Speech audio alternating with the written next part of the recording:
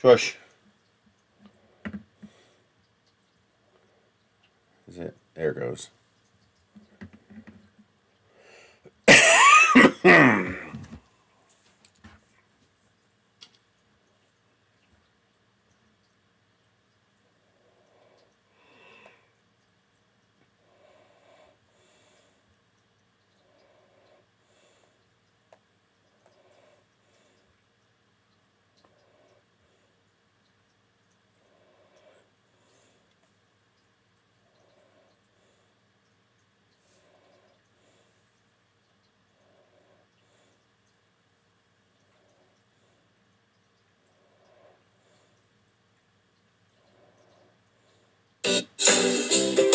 Seriously? Matt's Makerspace, he's number one. Go away. Dumbass, stupid fucking dads. Okay. And switch it to live all messages. Good morning, Christopher. Wish there was a way I can make the text bigger on this. I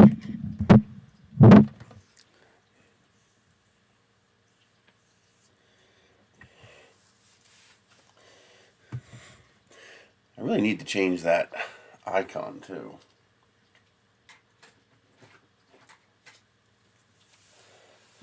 Hello, Joe. I finally got a flat one. Finally, I got one to print flat.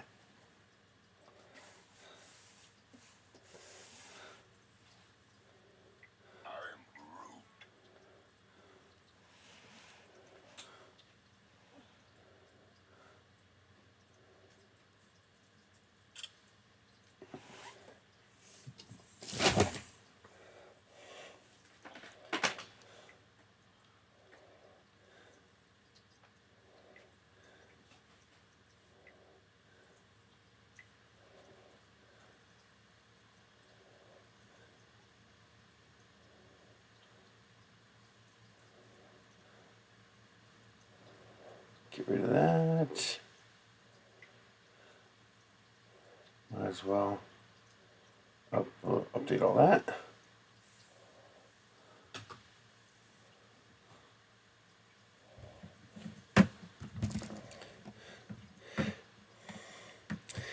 I forgot to update the thumbnail, so I'm going to do a little update on that. Download.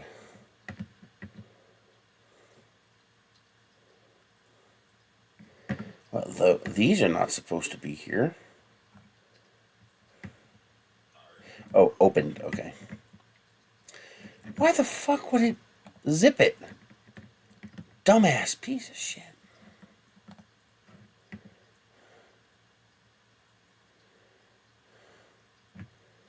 It's just a goddamn JPEG. Don't zip it up. Stupid freaking program.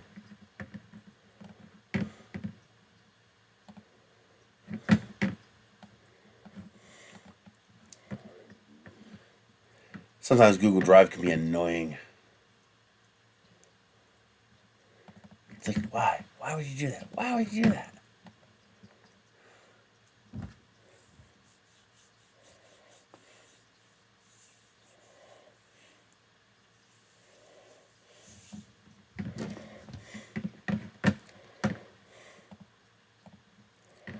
$1920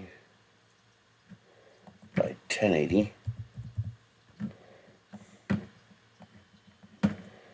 Drag this into here. It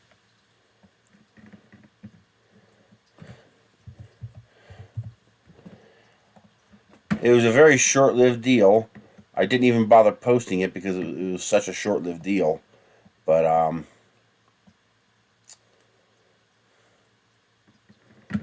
I got Cinnamon Toast Crunch for $1.99 a box. So I bought the max 5 boxes. Oh yeah.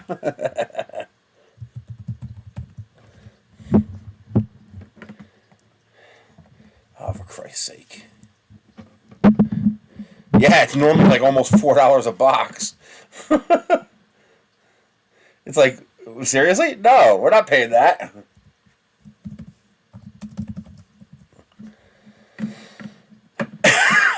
It's nuts, man. It still blows my mind how much they charge for cereal. It's just like, that's insane.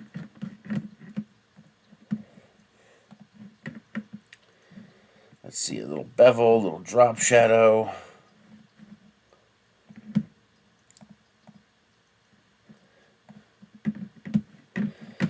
And a flatten and a save. Untitle 1. It's fine. And now I should be able to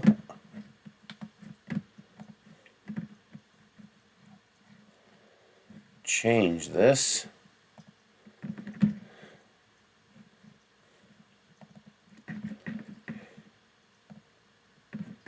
There. Thumbnail fixed.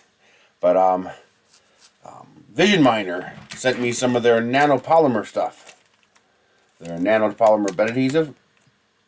They did tell me it'd be a 50-50 if it would work on a straight aluminum bed, but I could always put the glass bed back on. But the first coat didn't work, but the second coat worked great. I just had to do squish. And I got a perfectly flat print. It's still peeled up a teeny tiny bit right here in the corner. But you see, it only affected that little tiny corner. It was only like a 1 millimeter lift. Which is, that's as close to perfect as you're going to get. I mean, I have no complaints. It didn't release when it was cold, but I just pried up a corner and then, it all came off. So the real question is, how many times can I print on that spot before I have to reapply it? I'm hoping I can get, many prints before I have to reapply it. But yeah, I finally got a flat brick. So that is as good as it's going to get. So I'm going to go back to my original design that uses a lot less plastic. I added all these little extra things. The idea was that these would cause force release. So now it would only be this section trying to lift and this section trying to lift instead of this entire section trying to lift. I figured just stress relief cuts. So I added some stress relief cuts in the hopes that would help. I'm not sure if they helped. I know they peeled anyway, but the Vision Miner held. So I'm gonna do it probably next week. I just got to figure out how to do it. Do a giveaway. I'll send you guys some Vision Miner because they sent me some. They sent me 6 sample packs to give to you guys. So I'm probably going to do 3 on the stream and do 3 at Rocky Mountain Murph. And so you guys can try some of this out. It goes a surprisingly long way. Oh, nice.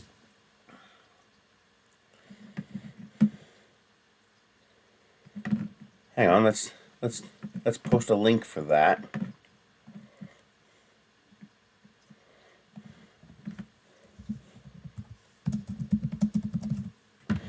Let's see if I can find you. There it is, Matt's Makerspace. Copy. So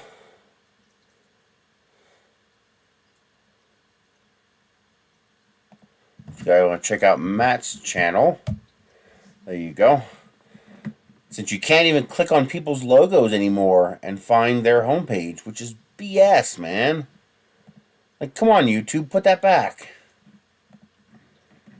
I like being able to click on somebody's icon and check out their page.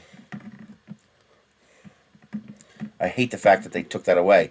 It used to be that in the chat list here, in the actual chat list, you used to be able to click on somebody's little icon and you can go to their YouTube page.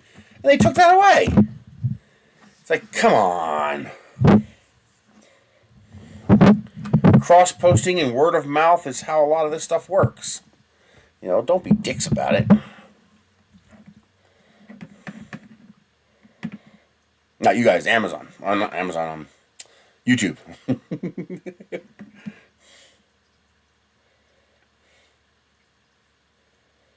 Well, I guess part of the problem, I know, for example, I know why they don't like links being posted, because there's two reasons that YouTube doesn't like links being posted. The first one is that you get people posting links that take you out of YouTube. Obviously, it's in YouTube's best interest to keep you in the YouTube ecosystem. So they don't want you posting links that cause a viewer to leave YouTube. The more they stay on YouTube, the more ads they can serve. The second thing is spam abuse. Where you'll get people who will, you know, they'll jump into a channel that is, you know, relatively popular and spam their own stuff trying to leech viewers. What do you call that? There's a name for that when you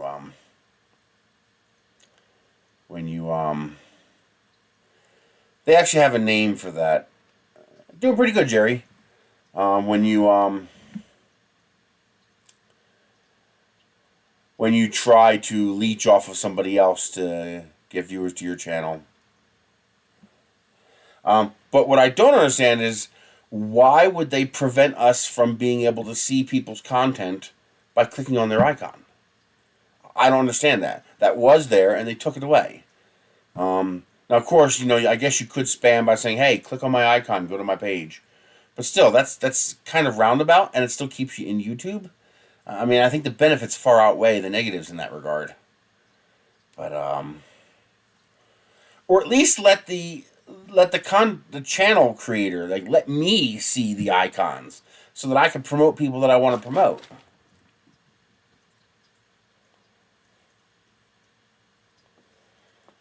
Well, no, see, that's even worse. I'm okay with them making, you know, links you post not visible unless I click approve or not approve. But the problem is, there's an algorithm involved in that even I have no control over. So you'll post a link, and some of the links, it'll ask me, do I want to allow this or not allow this?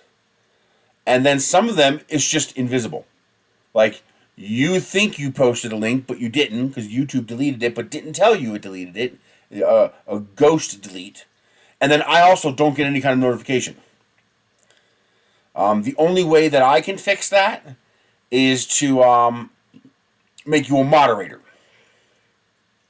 If I make you a moderator, then you can post a link.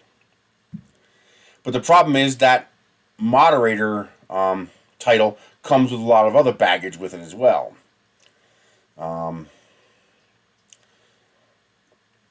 It might be nice if I could, you know, click on someone's name and say, you know, allow links for like the next 2 posts. So that in the next 2 posts, you know, just in case they say something before they realize they can do it, allow them to post a link. Something. I don't know. I don't know why they got to be so anal about it. I mean, I get the ghost banning, the ghost hiding of the link, because if you don't think your link posted, then you're going to keep posting it again and again and again. You're going to try to figure out ways to bypass the filter. So the ghost filtering, that's the word for it. The ghost filtering makes sense. But hiding it from me doesn't make sense. It's my channel. It's my content. Why hide it from me?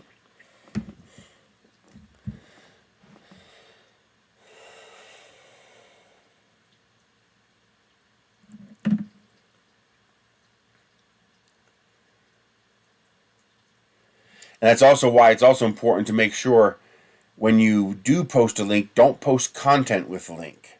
Meaning, don't post a message with the link. Because if it deletes the link, it's deleting the message. It's not actually filtering out your link from the stream. It's filtering out your entire message. So if you go blah, blah, blah, blah, blah, link, the blah blah blah goes away with the link as well. I never see it. So always separate the two. So at least say, hey, here's a link, and then post a link. This way, if it doesn't get visible, I know, wait a minute, you said post a link and I didn't see a link. So at least I'm aware something's missing. It's annoying. It's annoying that people have to work around that. I mean, I don't know. I know some of it is valid. There's a legit reason for some of it, but I also know some of it's total BS too. Very annoying. So this plus this one here, you see how I was short that much plastic on a 1 kilogram roll. That little bit, just that little tiny bit there, because of all the extra, the structure I added in here. So getting rid of that structure will be nice too. Well, like I said, hiding links, ghost filtering, okay, that has a purpose. Preventing me from clicking on someone's icon and going to their YouTube page, what's the purpose? What justifiable purpose is served by that? Hey, Ben. So literally, this is my second perfect block. My first perfect block was actually the yellow one, but that one, the power failure took that one out. That one was printing perfect. So now I expect the blocks to print perfectly, so I can get going and start kicking ass on these blocks. Where is the second roll of Pet Jimmy? Is it this roll right here? Yeah, it's that roll right there. Okay.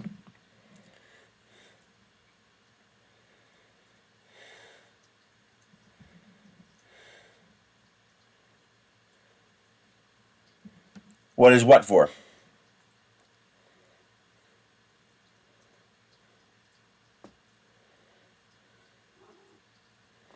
Hi, kitty. Come here, baby. Yeah. You good boy.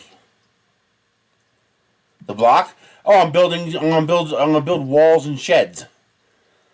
If I can get the filament sponsor to do it.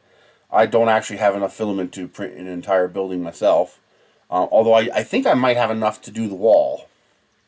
So that's going to be my first prototype. Basically, I want to build things out of, as you know, I want to build things out of 3D printing. You already know about the lightweight wall. This bad boy here.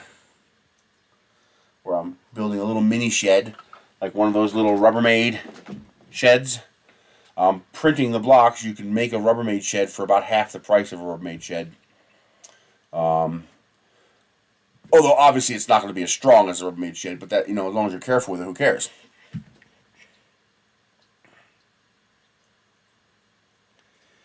Oh, wow.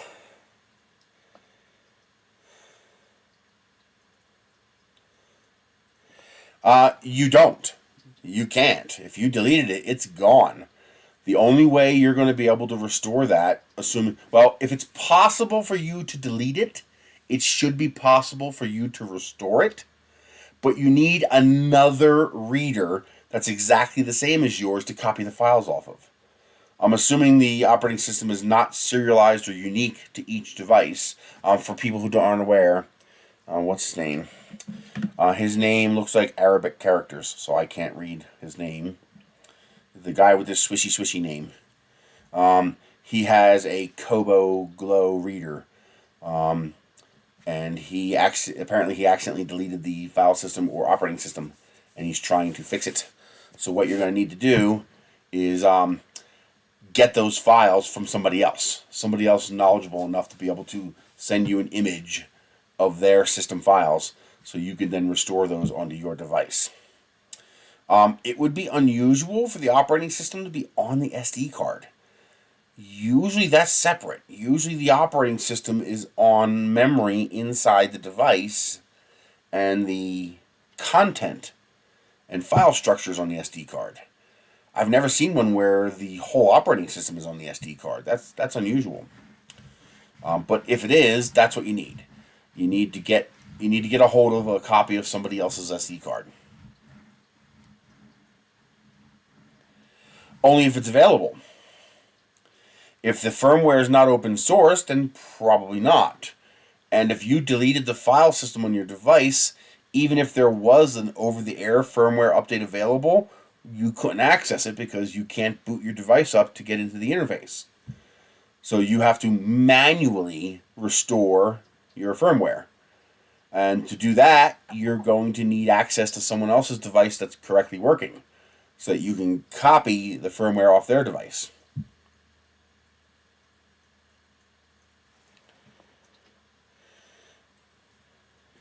I need to put up a couple messages so I can read that. There we go. You can boot, it really runs pretty good.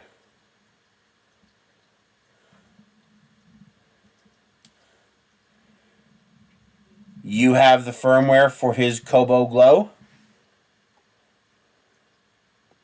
See if you can get a hold of the guy to get him a copy of the firmware then, if you have the files he needs. But yeah, that's going to require you to be able to communicate with somebody who has the same device you do.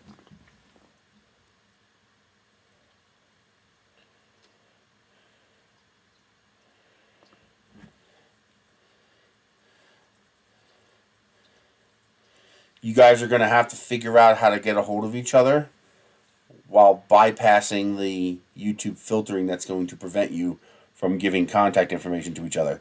That's going to be fun.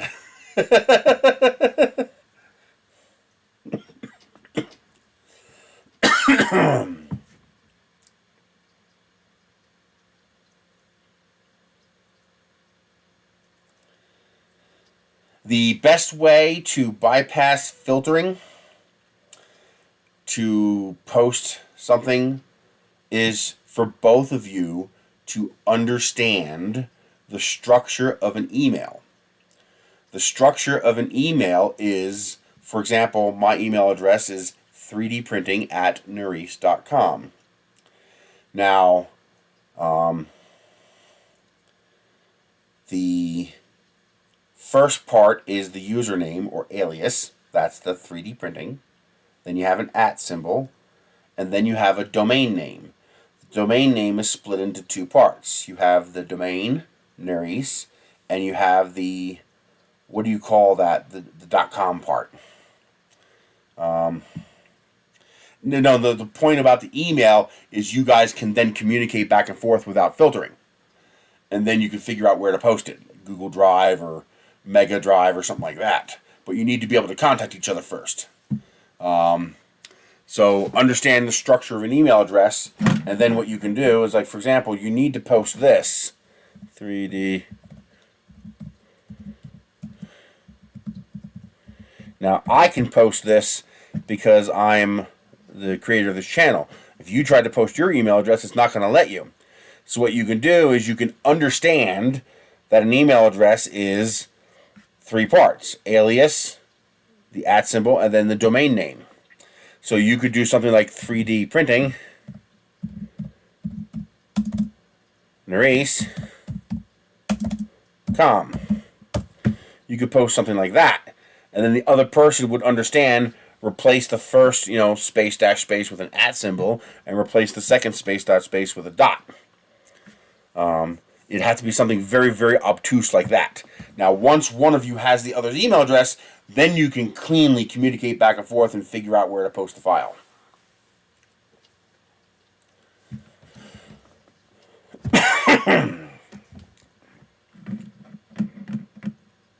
But yeah, it's annoying. The Roadrunner vegetable thing this week was wonderful. They finally got rid of all the apples. They had nothing but apples for like a month and a half. But they had these bags of broccoli. Oh, they were so good. I used my big SP301 Ninja. The one with the big cast iron sear plate. And yeah, but he's got to get those details to the other person. The other person has to figure out how to find drone shots. It might not be as simple as just searching for drone shots, since those are two very common words. Let me check.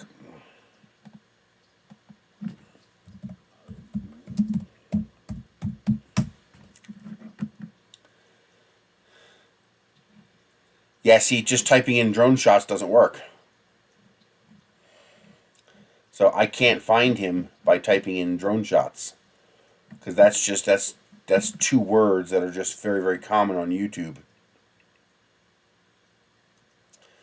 When I do that, it just... oh, filters. Can I filter by channel? Huh. There. Oh, no. Wow, even that doesn't work. Holy crap, there's a lot of drone shots out there. Wow.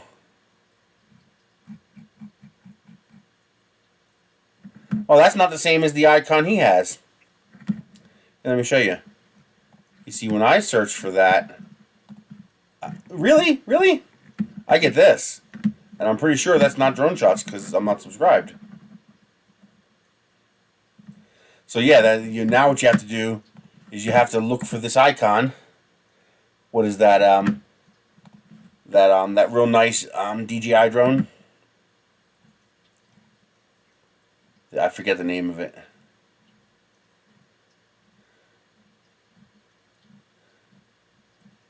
Yeah, see, I don't see his icon. It's amazing how many play... Inspire, that's it. The DJI Inspire. Yeah, see, I don't see his channel anywhere.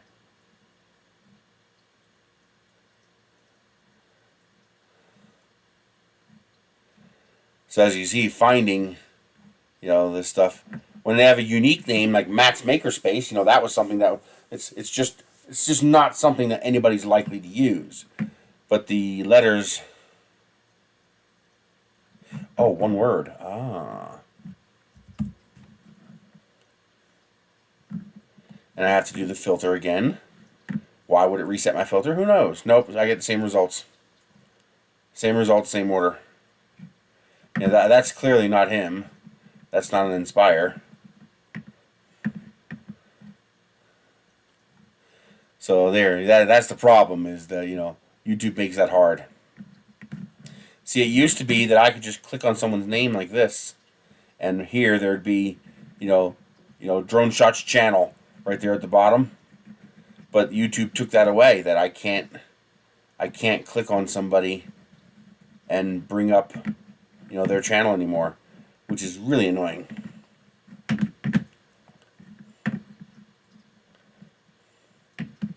And switch. There we go.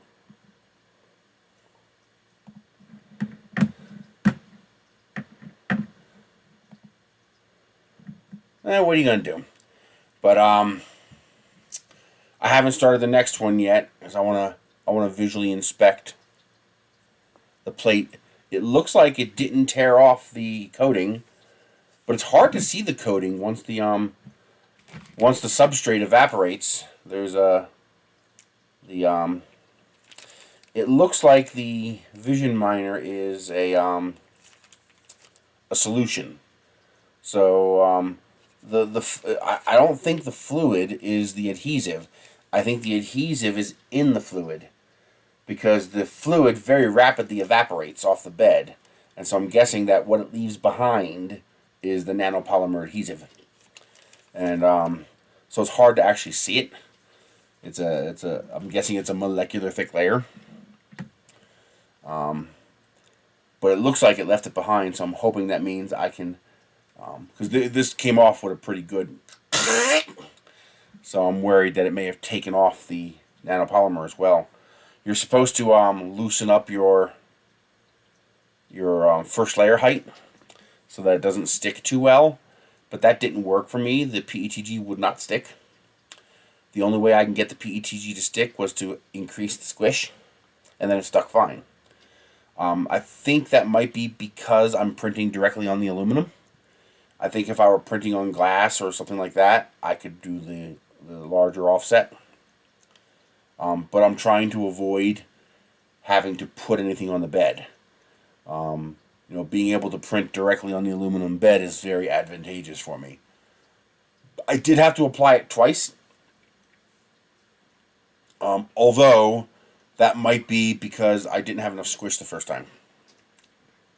Once I increased the squish, worked fine. Went down like butter, no problem.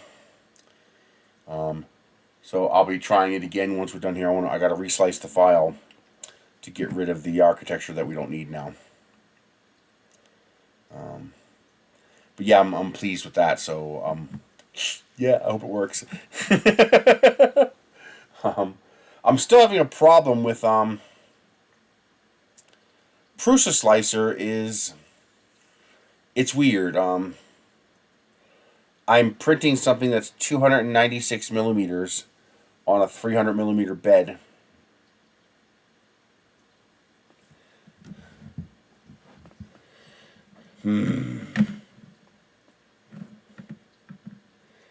How the hell do I find his channel? Because if I could find his channel, then I could post it.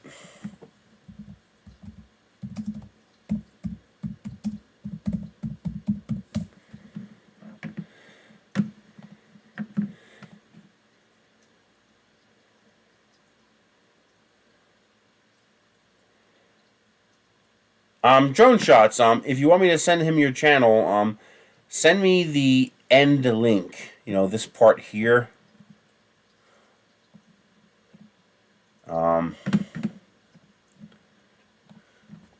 Send me that part of one of your videos. So go to one of your videos and give me that ending part, so that I can then append that to the end of a video and find your video, or the exact title of one of your videos, so I can search for that. Because once I find your channel, that I can get a link to it and send it, I can post it for him. Or Matt, you can send me that too. Send me the exact title for one of his videos. What's this? Delay ads. Insert ads. Create highlight video. Add stream marker. Oh, that's interesting. Add stream marker. I'll have to play with that later. I think that's like chapter marks.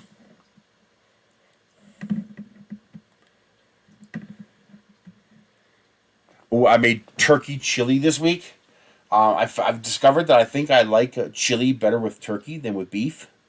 It just tastes so much lighter and cleaner while still being super meaty.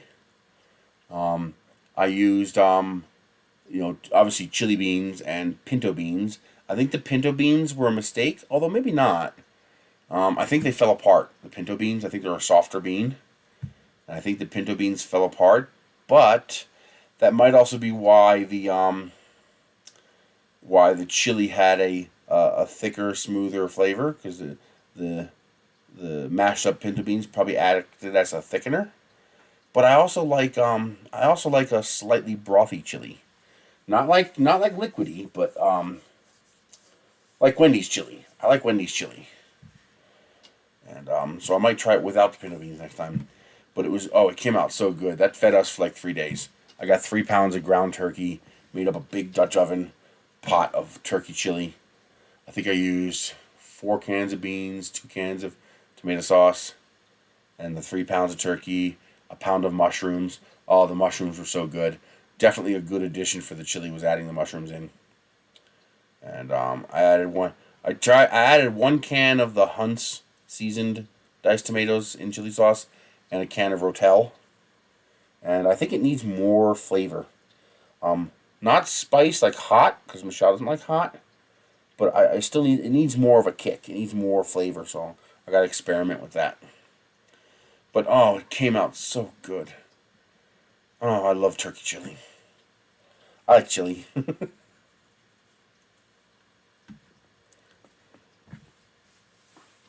Wish it wasn't so expensive to make beef stew, because I love beef stew. When I made the beef stew that one time, oh, it was so good. Beef stew is like my favorite. I am a sucker for good beef stew. The only problem I had was that the vibrancy of the vegetables and stuff that I added, the potatoes, the carrots, and whatnot, it went away as it cooked. They got duller and duller. So the idea I have for next time is to split the vegetables in half cook half the vegetables with the stew, because you want the intermingling of those flavors. And then cook the other half. Why would you do that? I didn't ask you to do that. And then cook the other half of the vegetables separate from the stew, and then just put them aside. And then add those vegetables at the very end. You know, when you're ready to serve, then dump the other half of the vegetables in, because the other half of the vegetables will maintain their full bright color. This way I can have the tasty, but also the colorful. And I mean, yeah, sure, it's all going to be goo inside your stomach, and your stomach doesn't care, but visual appeal is a factor. And I like visual appeal. You want it to look nice. You want it to smell nice, you want it to taste nice, you want it to feel nice, and you want it to look nice.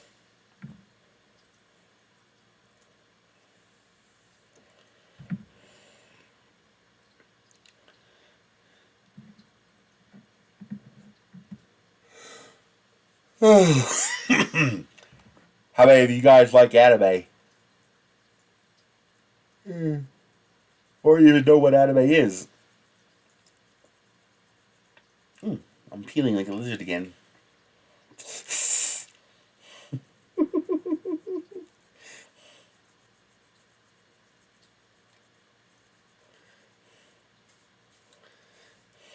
I shouldn't be doing that because it's messing up my hair. So the first plan for the big blocks, Ben, is to print a wind wall. I think that's something that's within the realm of feasible for me to print. I think that wall is 20 feet, so that's 20 blocks. Let's call it 19 blocks.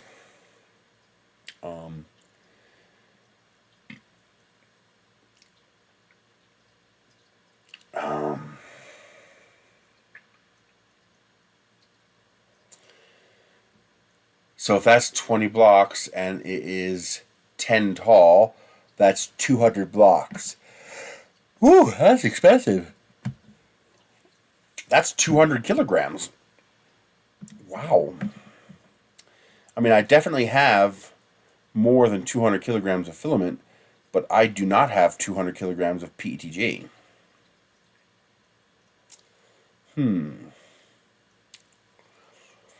And I don't know how much I can get away with, even with a 0.8 millimeter extrusion, so a 1.6 millimeter thick wall. I don't know how much I can get away with PLA. In the shade, absolutely. I could probably get away with PLA, but this wall will be exposed to evening sun. So even printed white, I'm not sure how much I can get away with. I guess you're going to have to test it. I guess I'm going to have to, put a couple PLA blocks in the wall and see how they hold up over time. In normal climate areas, you'd probably be fine. But, we definitely can hit 40C in solar radiation in the summertime, even in the wintertime. So, well, in the wintertime, the sun will be oblique. It'll be at an angle. But in the summertime, it'll be pretty straight on. Interesting. But anyway, the idea is to make interlocking blocks. So each block, they're beveled simply to make it look nicer and print nicer. But each block has these holes in it here. And I will print 3D printed pegs that go in these holes and allow it to interlock with other bricks. The idea is to make a building block, and each block consumes 1 kilogram of plastic, so this is one entire roll of plastic right here. The blocks are designed in a 2-to-1 ratio, just like regular blocks. So they are 12 inches this way and 6 inches this way. They're actually a little less. It's 296 this way, 148 this way.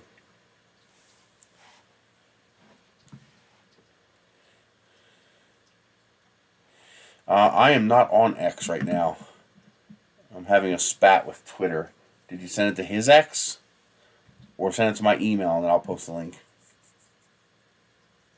Well, I posted Matt's channel, so you can contact Matt. If you scroll up, I posted a link to Matt's channel here. Hey, don't do that. And let me post that again. Here we go. So you can contact Matt about getting a copy of the firmware.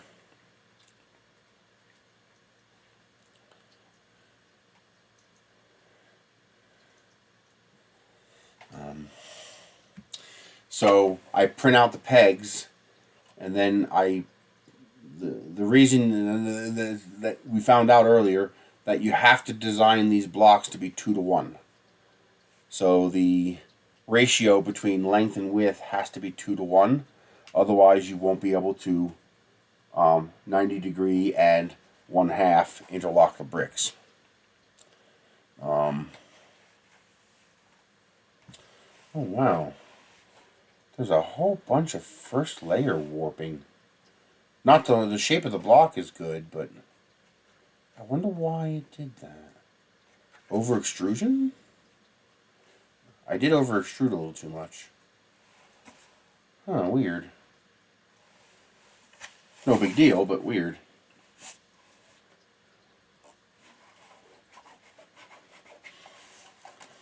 The hey, red light. The cost benefit analysis of 3D printing a building like this, it's right in the middle. A 10 by 10 shed, if you're including only the walls and you make the shed 7 foot tall, you're looking at 40 times 7. That's 280 blocks to build an entire 10 by 10 structure, not including the roof. So let's call it, those 280 blocks. You can get filament as cheap as about $9-10 a roll if you buy in bulk. So you are looking at $9 per kilogram or $9 per block, which would make you 280 times 10 or 9 times 9. That's $2,520 in plastic to print a 10 by 10 shed, and that would include the door, because my design builds the door right into it. Nice. You can print them on anything that's a 334, as long as you can get the bed adhesion down. I designed it to be printable on a 334. Okay, he emailed me the link. Let me go grab that link.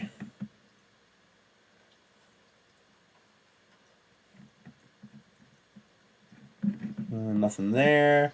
It's probably in the spam folder.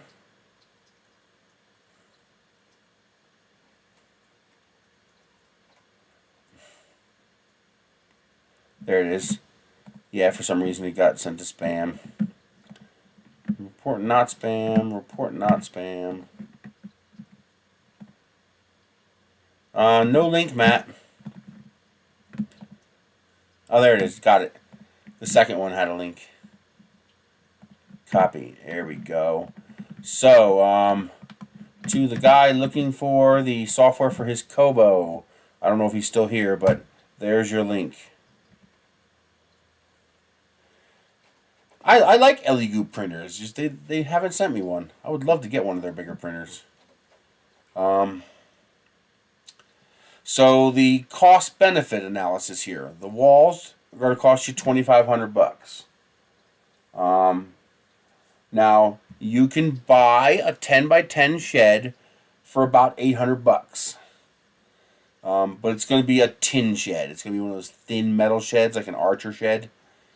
So not very well built, not very sturdy, but it will be a complete shed for about $800.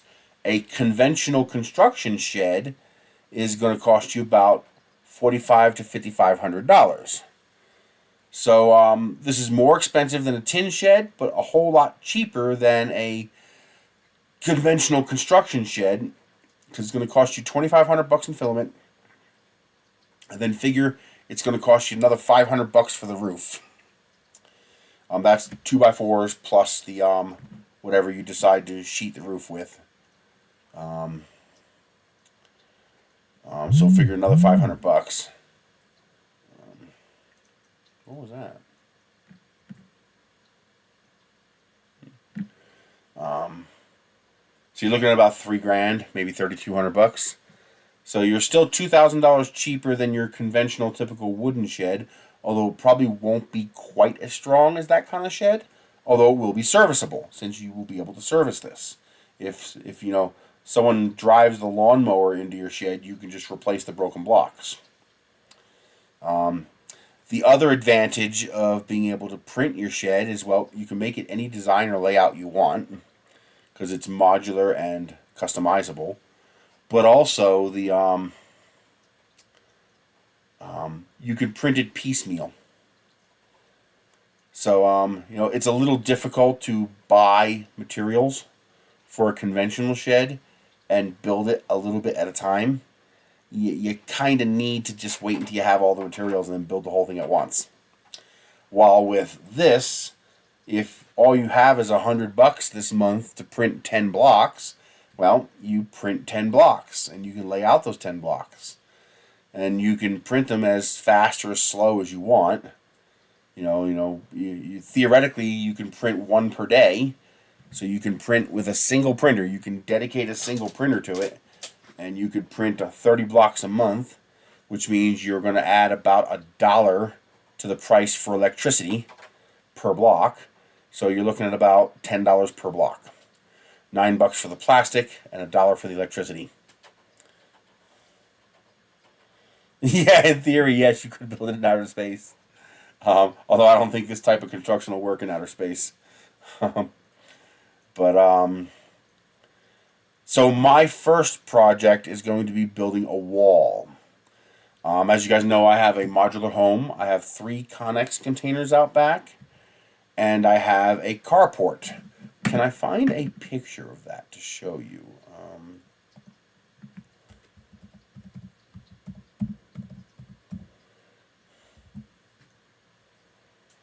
Right now, of good blocks, I have 1, 2, 3, 4, 5, 6, 7, 8, 9, 10 blocks printed so far. And that will speed up now that I have...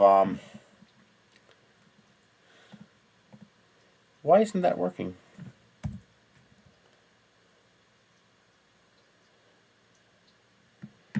Now that I have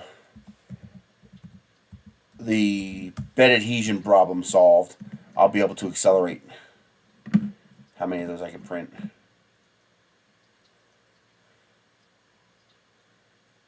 There it is. There it worked.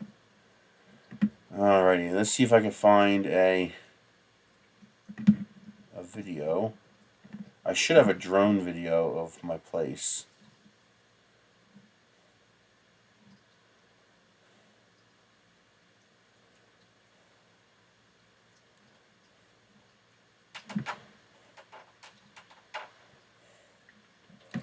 Here we go. No, this was before the, this should be, oh, here we go. There we go. This is the one.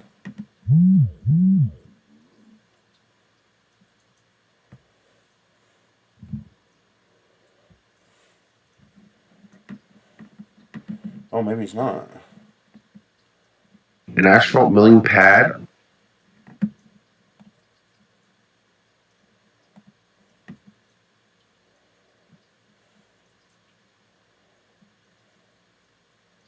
Here we go. And crap like that, but I can park my little trailers here. That's enough space for my 2 Here we go. So here's the, this is obviously a lot cleaner than it is now, but here's before I got the carports put up. The back of my property looks like this. So I have this concrete pad put down. I have the 3 Connex containers back here and the house here. I have a carport now, a roof over this space here between the house and the Connex containers. And so under here I have a projector with a screen and a couple couches and a table and stuff like that. So I have this, roofed area here behind my house. The problem is the wind comes straight through here. Like the wind just barrels through there like a tornado. And so my idea is to put a wall up right along here. right there, that edge where the concrete stops and the asphalt milling start. So right there, all across here, I want to put a wall, so I can block those straight line winds that just blow right through there.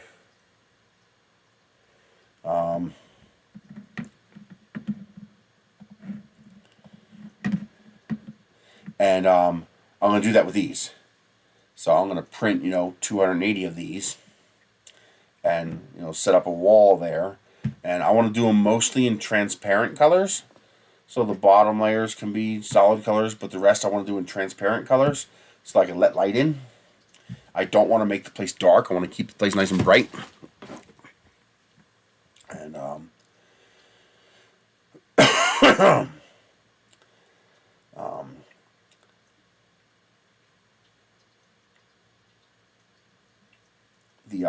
so print that wall, it'll be supported, by the ground and by the roof of the carport, so I don't have to worry about it being stable, since it's just a straight wall and not a block. And use that to proof of concept, to test it out.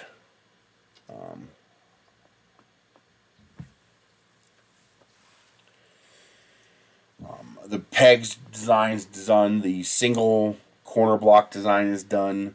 The main block design is done.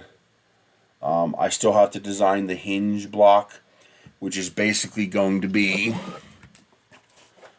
this block like this, except one end will be square and one end will be a perfect circle, a 148 millimeter circle. That way, that block can rotate 180 degrees. And I could literally use it as a hinge. And what I'll do is I'll print a little washer, a little 1 millimeter washer, to prevent the blocks from scraping on each other. This way it'll work as a hinge. I'll be able to actually take that entire section of wall, and just put a set of those round blocks wherever I want them. And that whole section of wall will then hinge like a door. Yeah, like a Tiffany lamp. It would look very nice, like stained glass. And so I'm hoping to get, I'm hoping to have like 30 or so blocks printed by the time I go to Rocky Mountain Murph. And set up the blocks at the show. And I would love to have enough blocks to set up 2 short little walls with a couple of 2x4s across the top. So to show like a piece of a structure. To give people an idea of what you can do with this. So can you build a structure cheaper? Yes. Well, you can't. Most people can't build a structure cheaper than I can print one, but you can buy one cheaper. So for example, let me show you.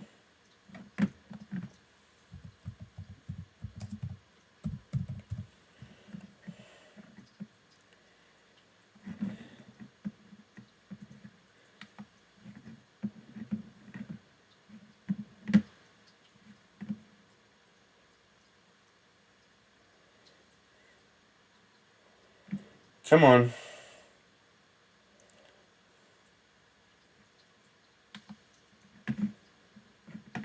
Why would you close it after I opened it? Do as you're told.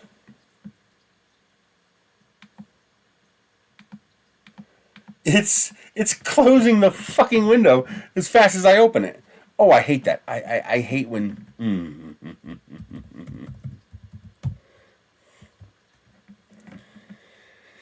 Oh, that makes me mad.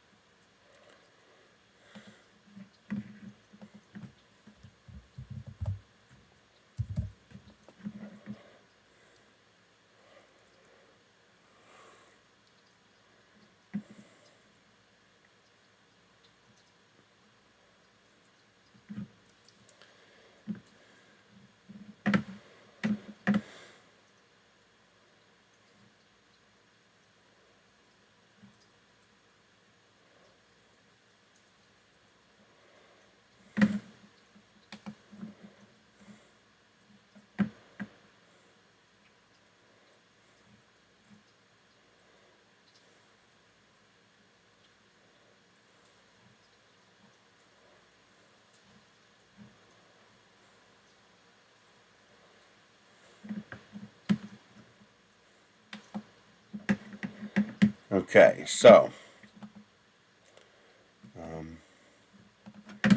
you're looking at a few different options when you go to do something like this.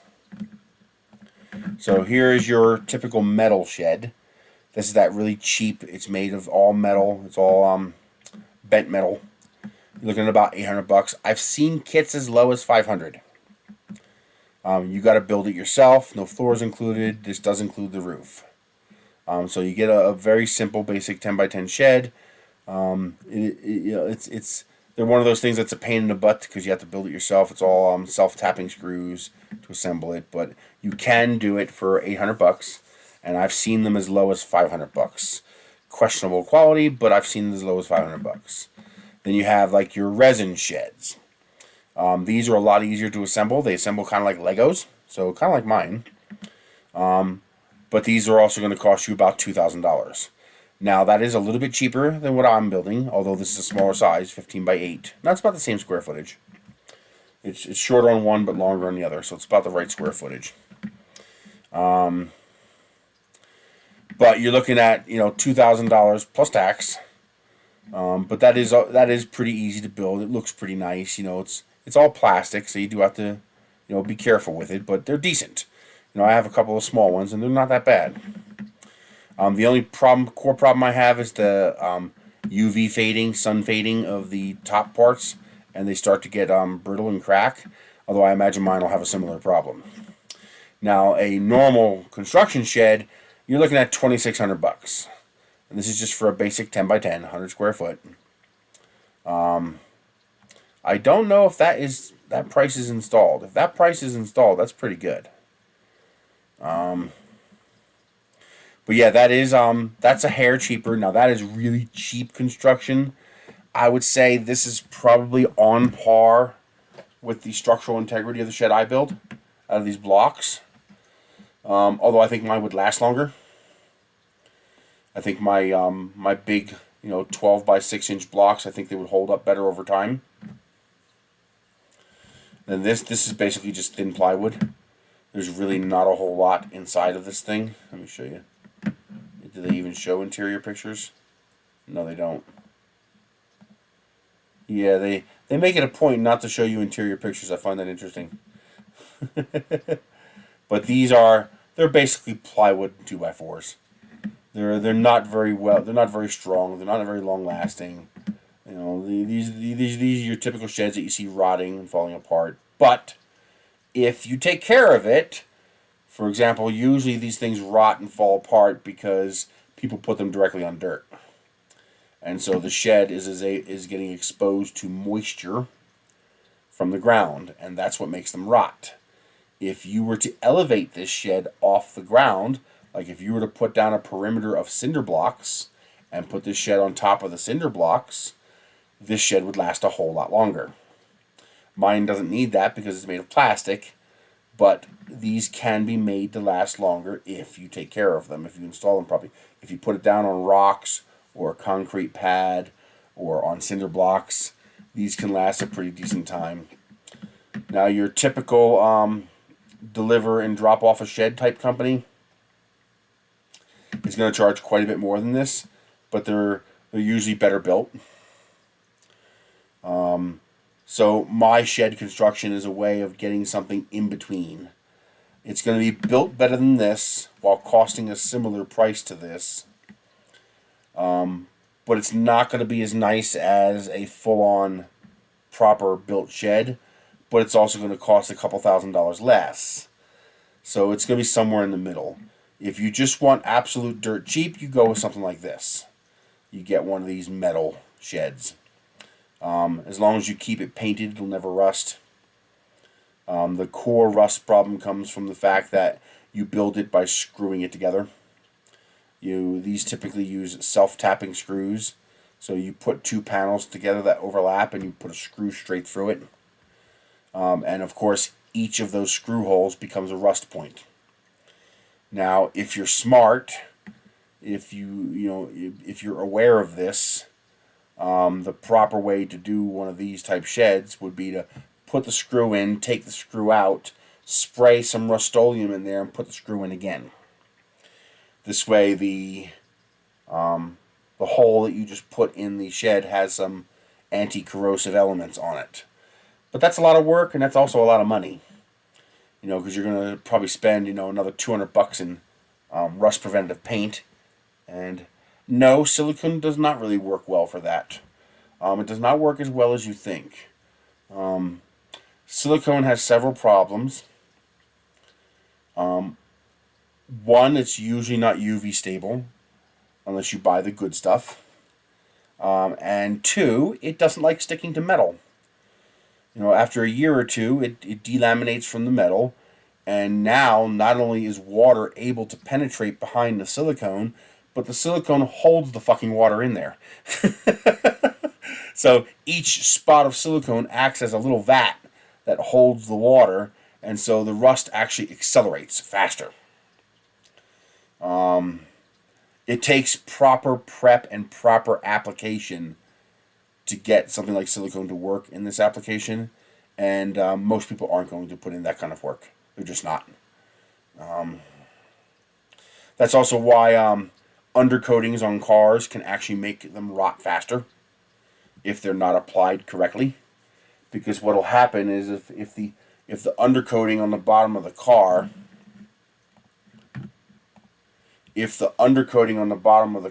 is not applied correctly, what can happen is it can slightly delaminate from the bottom of the car, and then condensate builds up between the layer.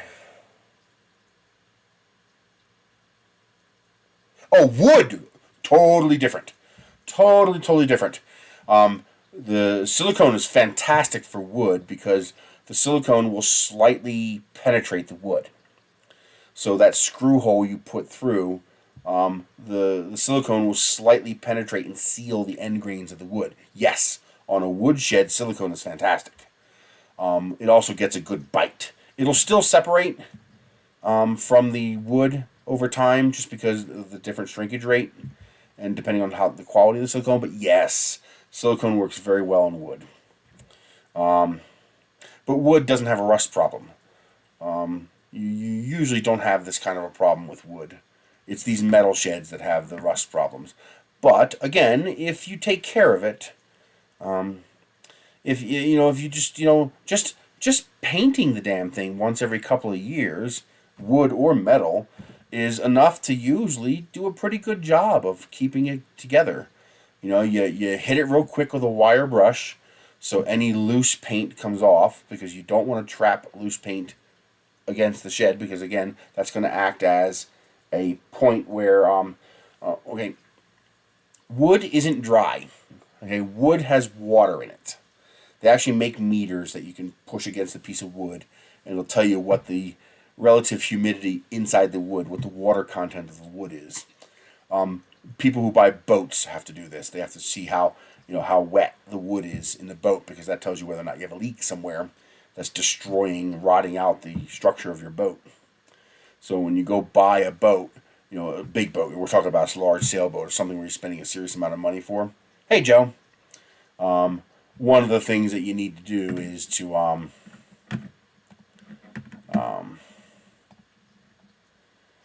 check for water content. So all wood, even seasoned dry wood, has some moisture in it. And yeah, they have dedicated gauges for that, correct. Woodworkers can buy it, boat builders buy them. But all wood has moisture. And wood breathes. And that breathing is where it absorbs some moisture, it releases some moisture. It absorbs some moisture, it releases some moisture. It's a back and forth. And that's where trapping that moisture becomes a big problem. If the wood releases some moisture and there's a barrier preventing that moisture from getting away, but is allowing the moisture to leave the wood, so basically paint that's peeling, and then gets resealed under a new layer, that can, it'll rot that section of the wood. So, just hitting it with a wire brush, heck, even a pressure washer You know, just take a pressure washer to it. You know, being careful not to tear up the wood, because a pressure washer can tear up wood panels. You know, just some kind of maintenance. Usually it's just improper installation or straight up lack of maintenance. As far as metal sheds, make sure it's not sitting in a puddle of water. Make sure none of the panels are caved in on the roof where water can pool. And metal shed is don't damage it, because I mean, you even bump into it with your lawnmower and that's it, you've dented it, because it's just a single layer of metal. There's no structure. The metal, the whole structure of the shed comes from the corrugations in the metal, and so they're really very weak. They're good enough; they'll do the job as long as you take care of them. Maintenance, just make sure it's off the ground, and make sure you paint it. You know, especially the roof. Just every couple of years, paint the damn thing. Just doing that, it'll last a lifetime. Wood sheds, you got to get them off the ground. You need a moisture barrier between the ground and the shed. You know, whether that be rocks, gravel, concrete pad, or just if you're going to have it on dirt, have the first layer of the shed be cinder blocks. Literally, even just half height blocks. Just have a perimeter. You know, you're going to need 100 feet for a 10 by 10. You need a perimeter of cinder blocks to put the shed on top of, so that there is a gap between the wood and the wet ground. Out here in New Mexico, I can get away with putting that shed right on the ground because it's so goddamn dry. But anywhere else in the country that's not dry like this, you gotta get it off the ground. That's one of the nice things about using plastic, is that it doesn't care. The moisture's just not going to bother it. It just doesn't care. And so cost effective? No. You can build stronger and cheaper, in theory. If you buy a fully done shed, it's either not going to be very good quality, or it's going to be a lot more money. If you build it yourself, you could use this to build it. You could do it for equal or cheaper than what it would cost you to print one. However, if you don't have any kind of carpentry skills, and you don't have any kind of tools for doing that, and you don't want to build it yourself, you can print one. And then the advantage of printing these blocks is that they don't require any skill. Once you've gotten the printer tuned to print these, you just click print, and 21 hours later you have a block. And you build it like Legos. You put the block down, you put the pegs in it, and you put the next block on top of it. So it's very easy. But you're going to pay for some of that easy and convenience with higher cost. You know, you're going to have to source plastic. You do not want to use black. No filling. The whole point of this project is as little non-3D printing as possible. I'm going to give a pass for the roof, because there's just easier ways to do the roof than printing it. The problem with printing the roof is watertight, is sealing it. To even if I made the roof out of this type of construction, where I used my my fully interlocking wall structure here, this creates a problem because water will get through any opening. I don't care how small it is. If you have an opening, water's going through it. And there's nothing you can do to stop it except to not have an opening. So even though this is a fully integrated structure, water is going to leak through here. And when that water gets to this joint here, this 3-point joint, it's going to go through. Now, for a vertical wall like this, no big deal. For an angled wall for a ceiling, a big deal. So you really, I'll have to think about it more. Why would a strong wind knock it over? Okay, let's make sure we understand this. This is a kilogram. This is an entire roll of plastic. This is one whole roll of plastic right here. Okay? This is not a lightweight. So my 280 block wall is going to weigh 280 kilograms. That means that wall is going to weigh 280 times 2.2.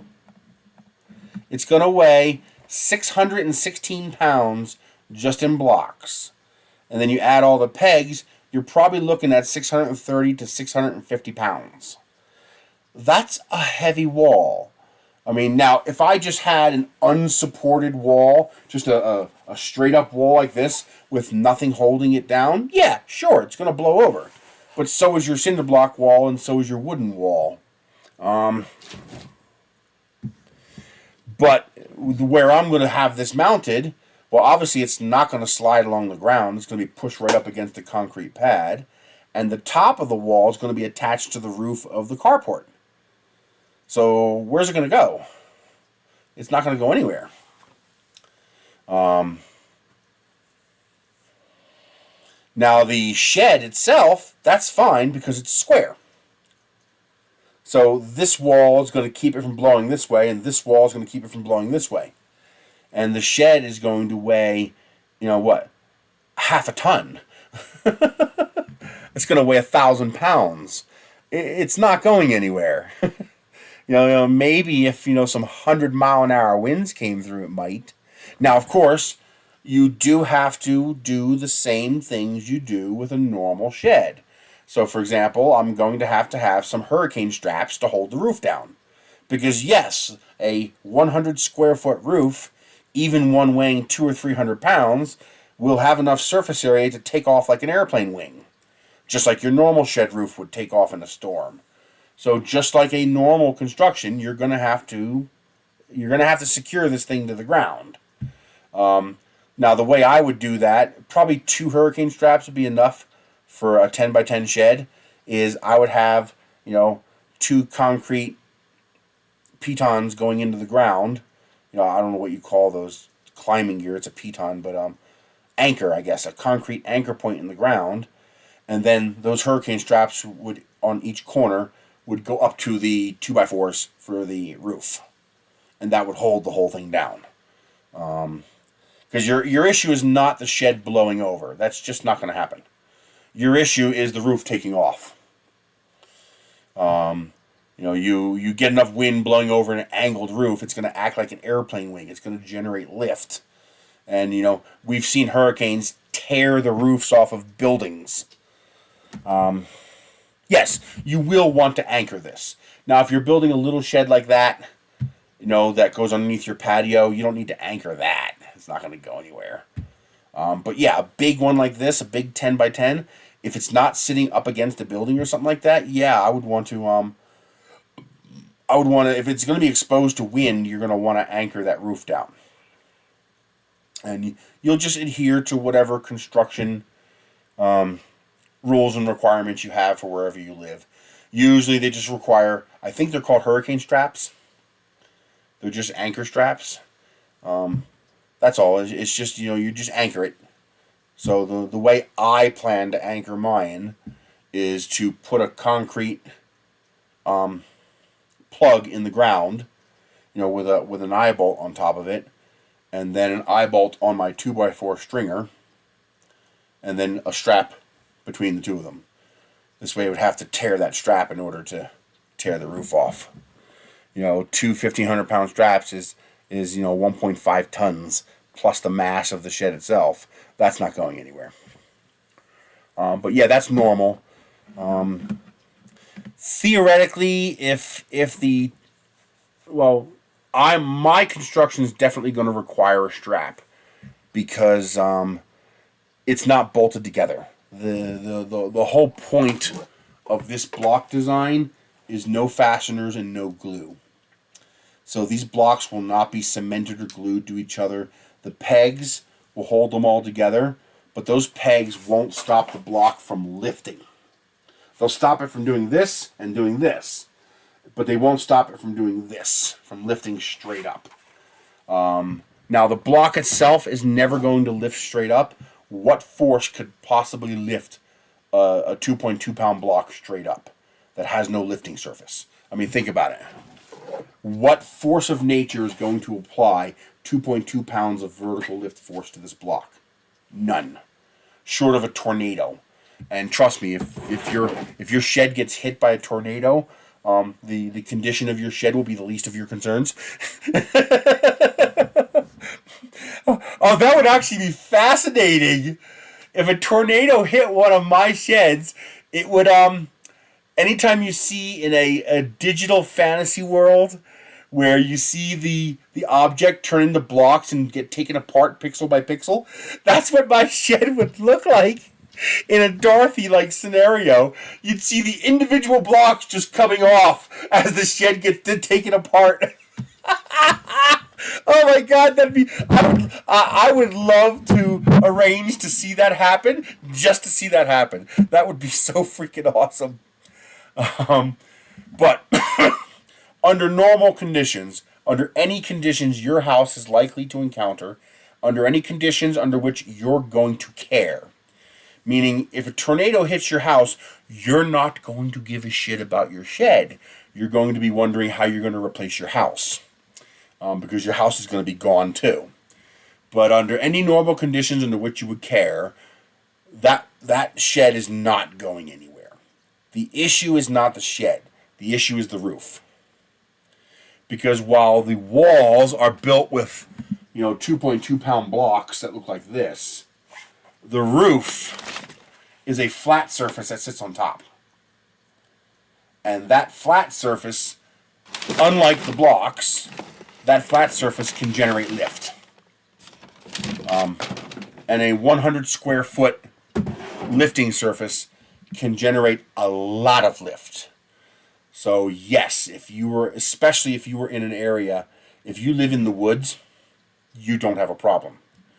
But if you are like me, you live out in the middle of the arid desert, where there basically is no trees taller than 10 feet, there's nothing to stop those winds from, hitting 50, 60 miles an hour.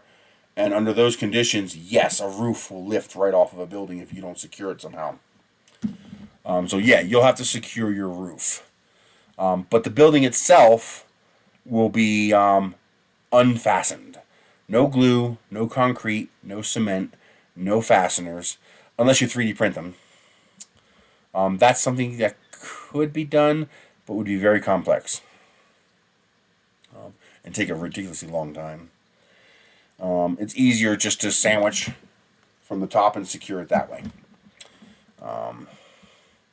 So yeah, the plan. I would like to eventually try to come up with a way to 3D print it, or at least use recycled materials. So recycling HDPE milk bottles and PET, water bottles like this, especially where I live. There's just a ridiculous amount of these available because we can't drink our tap water. Well, technically you can. The wind wall is going to be braced by what it's leaning against. So the bottom of the wall is going to sit up against the concrete pad, so that's not going anywhere. And the top of the wall is going to be fastened to the metal frame of the carport. So I have a carport out back. It's a roof between the house and the Connex container, and it has a metal tube, square tube frame, and my wall is going to sit right against that and be fastened to it.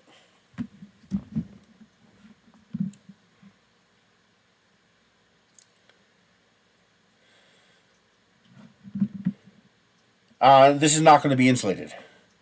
It'll technically be a form of insulation because this is all full of air.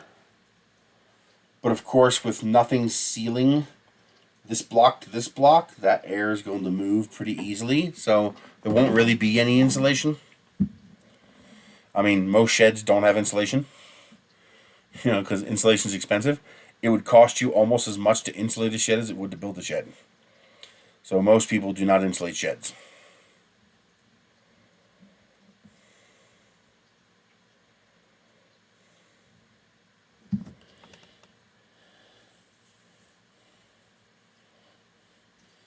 If you wanted to insulate something like this, like assuming you lived in an area where you could legally do this, like for example, if you wanted to build a house like this, actually that would be a pretty cheap way to build a house. It would not be the strongest house. I would not build like, a 1,000 square foot house with this, but a tiny home, you could build a home using this kind of technique.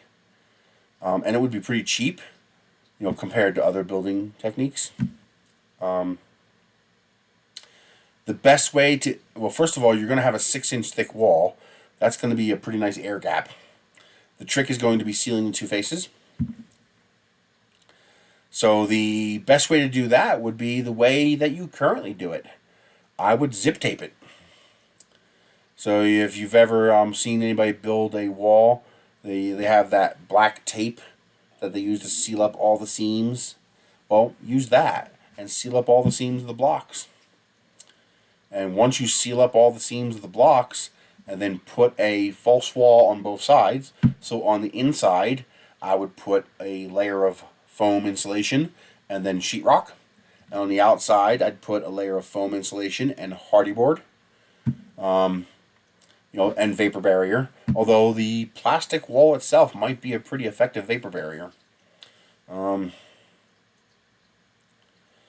You would have a pretty damned well insulated wall at that point. Jesus. Because you'd have the 6-inch air gap created by the 3D printed block. And then you'd have, let's say you put 2-inch foam on both sides of the wall. Because the 2-inch foam plus the hardy board and whatnot would give you enough depth for like electrical outlet switches and stuff like that. You're talking about a 10-inch thick wall with foam on both sides and a 6-inch air gap in the middle. That would probably be a pretty well insulated wall. The blocks are made of plastic. Unless you live in an environment where the temperature gets above 30°C on the regular, you're fine as long as you paint it or use white. Your problem is, obviously if you live out in the Arab Emirates or something like that, you're going to have a problem. But if you live in the typical continental U.S., you're probably, for a block that big, you're probably never going to get hot enough for PETG to have a problem. The only problem you're going to have is solar radiation. But as long as you use white or you paint it white, you're fine. And you might even be able to get away with PLA. Especially if you're going to insulate it. Yeah, I'm printing it out of PETG so that I can use any color. Except for like black, brown, dark red. Because even PETG is susceptible to solar radiation if you use a dark color. But yes, my blocks are PETG. I am going to try to print some in PLA and add them in and see how they hold up. I think if you print it with white, yellow, sky blue, khaki, lime green, bright colors, anything that's a bright color, like I would consider that to be too dark. So like even that green right there might be too dark a green. You want a light like grass green. As long as you use light colors, you should be okay. For this lightweight construction, using a 0.4 millimeter nozzle, you definitely need to use PETG. This will not hold up with PLA. It's too thin. This is all vase mode. So if you printed this with PLA, unless you live in a relatively cool climate and this thing is in the shade, you're going to have a problem. That is a definite, you need to use PETG. But this, on the other hand, monster here, you might actually be able to get away with using PLA. As long as you use white. If you use black, even PETG will probably fail. If it's in the sun. If it's in the shade, all bets are off. You can do pretty much whatever you want.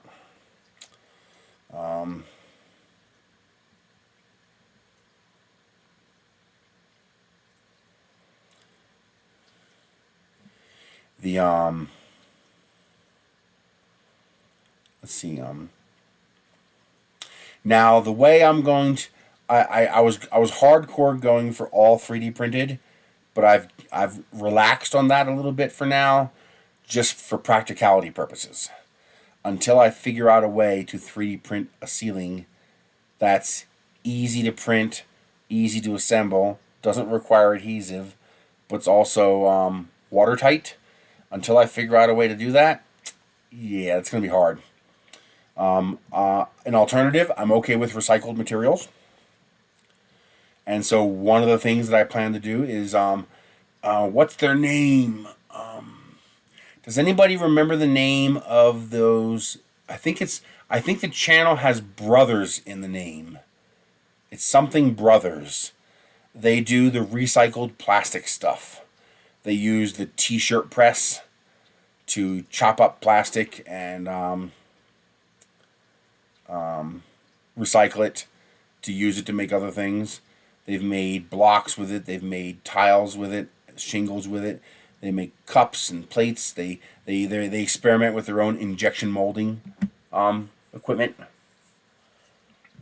Now, the one problem with using recycled plastic is that there's one particular component you need that's ludicrously expensive, and that's the muncher.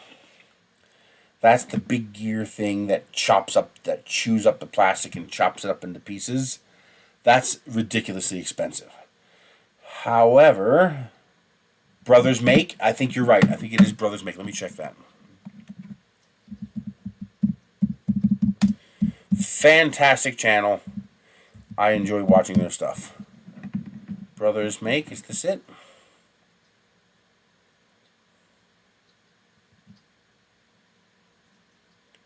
I think this is them. I'm pretty sure this is them, so here's a link to them. And they sell some of this stuff too. So if you like that kind of stuff, don't feel bad about patronizing them. But anyway, I have no affiliation with them. They have no idea who I am. I just like their content.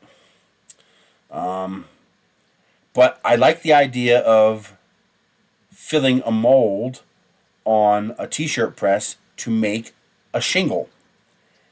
And now there is one type of plastic where I don't need that ridiculously expensive grinder to grind, and that's water bottles. If I well, I don't know about this end. I'll have to experiment and see if this end can handle it. I know if I just cut off this end and open this thing up, this thing's about as thick as a thick piece of paper. You should be able to feed this bottle through a regular, cross-cut paper shredder. And to create, PET confetti. That should be doable. And if you have regular 2-liter bottles, you don't even need to grind it. Just cut the ends off and open it, and you have a sheet of PET plastic. But it should be possible for me to relatively easily process this into something that can be fed through a paper shredder. And this should be thin enough to do that. And then I can make my own shingles. So I'm totally okay with recycled materials. So my plan is to have a custom block for the top of the wall. So the one block will be this tall. It'll be that tall. And then the other block will be, however much taller I need it, or one more block and that same short insert block. And that block will have a slot in it that will accept a 2x4.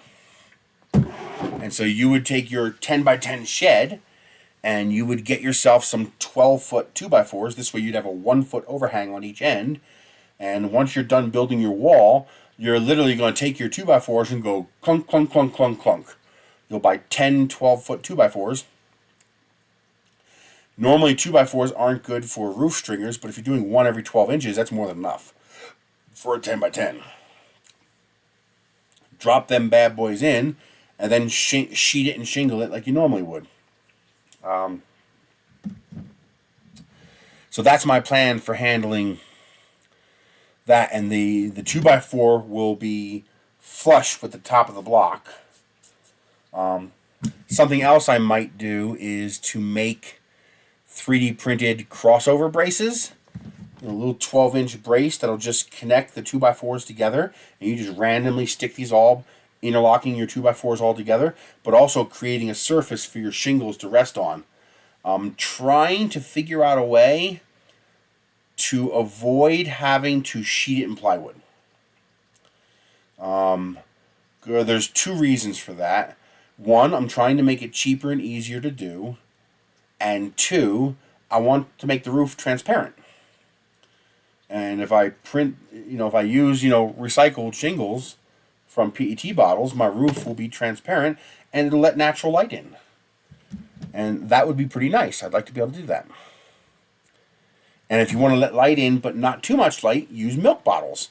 And now you'll still let light in, but you won't be able to see through it. So I'm trying to figure out a way to do that. In the beginning, I could literally just attach a tarp to it. Like put the 2x4s in and then staple a tarp, a 10x10 tarp or 12x12 tarp to the 2x4s. And that would create my basic roof. As I work on figuring out a way of doing a more permanent solution. It's also possible that I could tarp the roof with a tarp and then put either 3D printed or recycled plastic shingles on top of the tarp.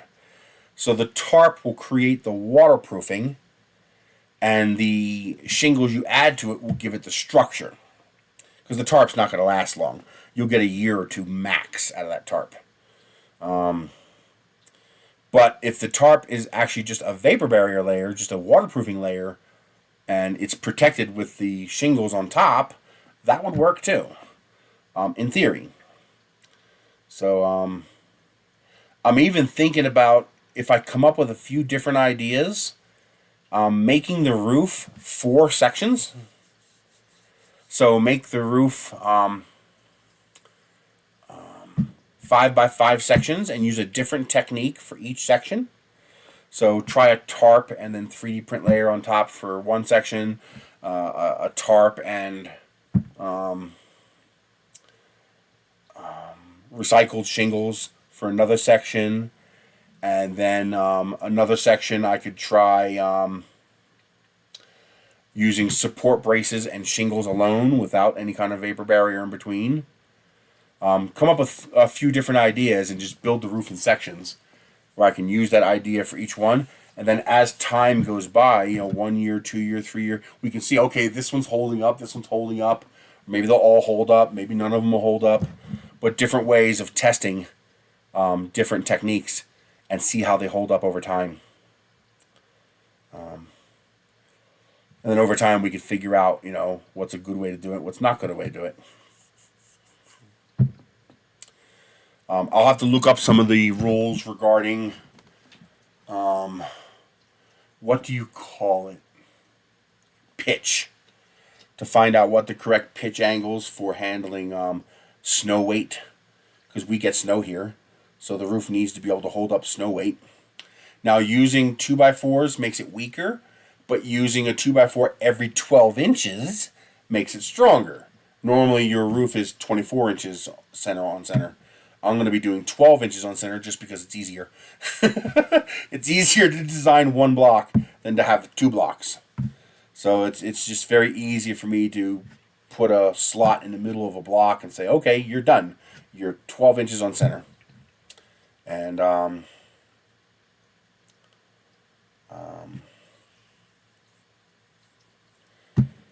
that's the other interesting question.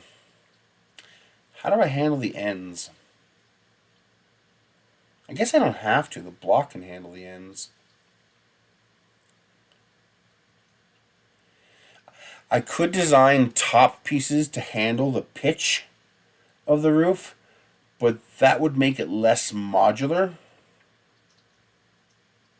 Actually, even my regular pieces, I wonder how much variance I can design into that. You see, the angle for 8 feet apart is different than the angle for 9 feet apart, 10 feet apart, 12 feet apart, or 6 feet apart. So a 6-foot roof is going to have a sharper angle than the end pieces are going to have a different angle, I think. I'm trying to figure out a way to make it as modular as possible. But the problem with the thin wall blocks is they won't hold any snow, although the 2x4s will help with that. The problem is there's no way to make them watertight. At least not yet. My current design would not be watertight as a block. So here, let me show you. What would happen is, the water would enter here, for example. Can you see this? Yeah, let's do this one here.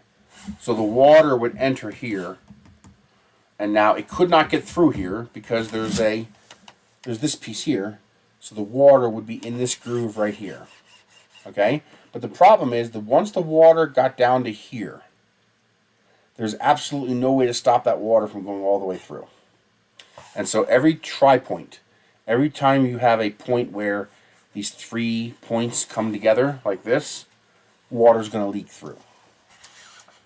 And I can't overlap those points because then it won't be modular. And would you stop it? What the fuck, man? Just stay there. Why do you gotta mess with me?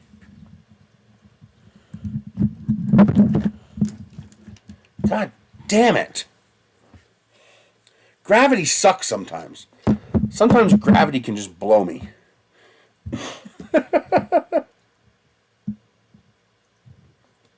What does that do? Oh, wait a minute. Wait a minute. You could still do it on mobile. What the hell?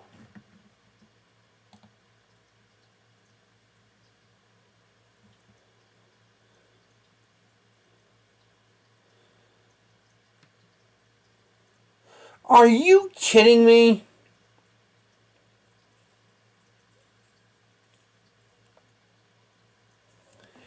On mobile, it's still possible to click on someone's name and click go to channel.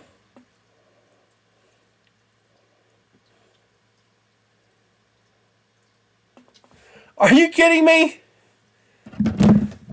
So if you're on mobile, that's a good reason to use a mobile phone for chat on YouTube. I just found that out by accident.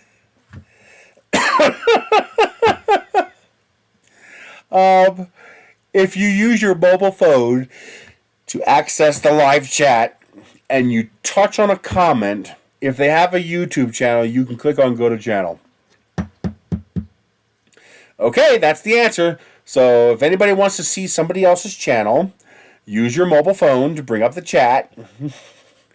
And you tap on a comment and you can click go to channel. What the hell? So they never bothered to remove it from the mobile end. Oh, YouTube, you're amazing. But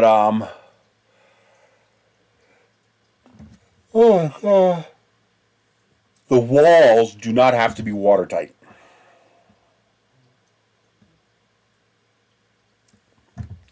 I got a whole bunch of options. Now I'm clicking on the comment, and I have a list of actions. That looks like that. Where's that? There we go. I have a list of actions. I have go to channel, pin message, report, remove, put user in timeout, hide user on channel, and add as moderator. Oh, interesting. So maybe that's something that only I have. So why don't I have that on the PC? Interesting. See, when I click on a PC, I have pin message, report, remove, timeout, hide user, add as moderator. On the phone, I have the exact same options, except I also have go to channel. So that might be a creator only option. Maybe only I have that option.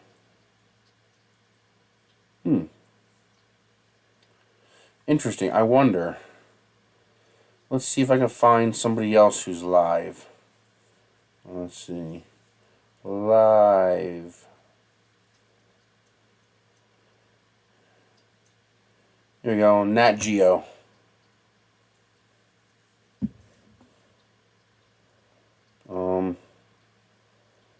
That's not live. Maybe it can't be a professional channel. Here we go. Miss Rachel. Whoever she is, she's live.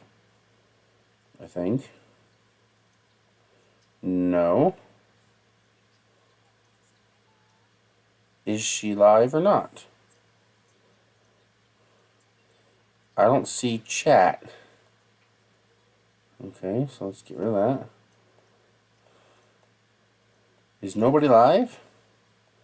Usually you just search live and find stuff like that.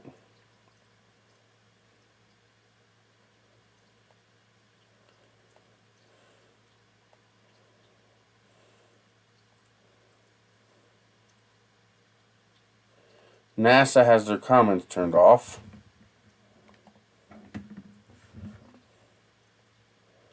Oh, Jesus Christ, come on. Stop messing with me.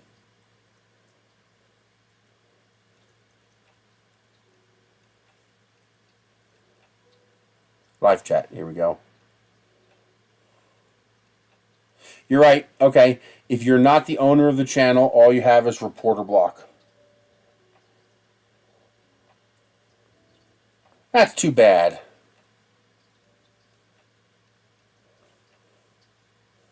Well, at least I can find people's channels. It's just a pain in the butt that I have to do it through the phone. Yeah, what happened? It landed upside down? Or something?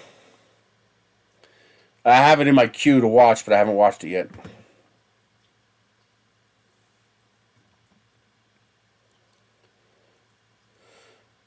No, that was YouTube. Oh, that's a pity. Well, launch another probe to fix it. It's too bad it costs so much money to send something to the moon. Oh, that's a pity. Did they get anything from it before the batteries died? Were they able to get any kind of pictures or anything?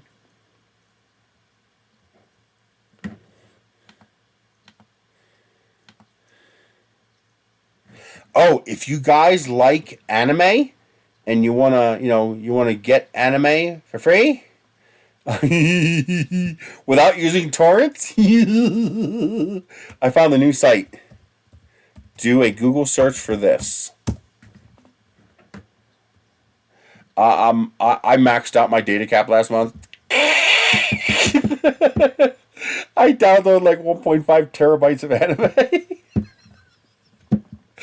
Oh, I've just been slurping everything I can get off of it. I'm annoyed because I still have 30 more episodes of World Trigger to download, and they're past their data quota, so I gotta wait for the data quota to recycle.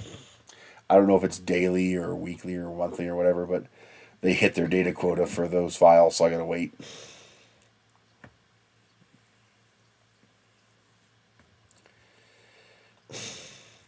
No, it won't quite work that way. Nuke the moon to right the rover.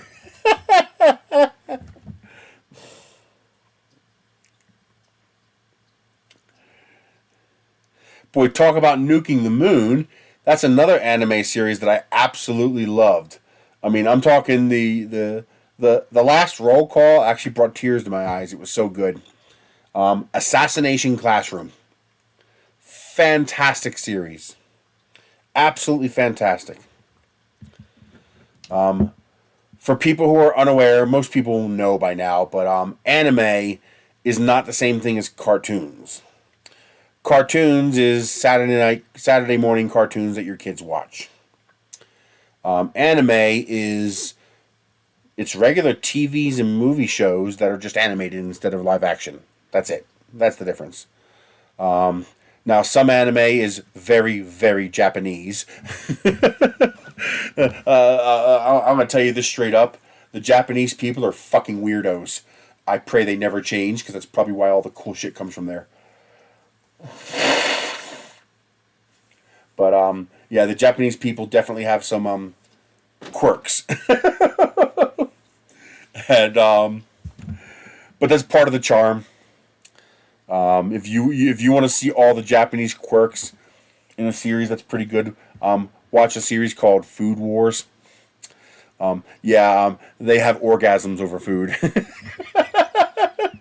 They are very, very weird.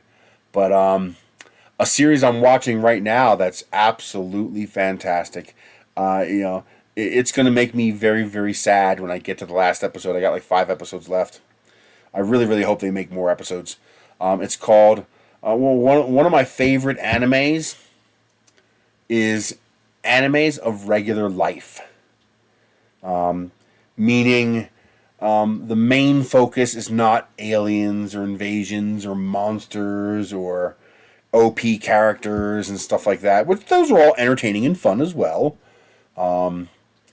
But I like regular life anime where it's just, I don't know how to describe it. It's just, it's just an enjoyable story, with there's no real hard and fast good guys and villains, It's just, there's bad people, but there's not like any super villains. And I like that kind of stuff. But a series I'm watching right now that's just absolutely heartbreaking how awesome the characters are, how much you get involved with them. Ascendance of a Bookworm. It is so good. It's just mind-blowing how good it is. Oh man, I really, really hope they keep making more episodes. I'm gonna find out.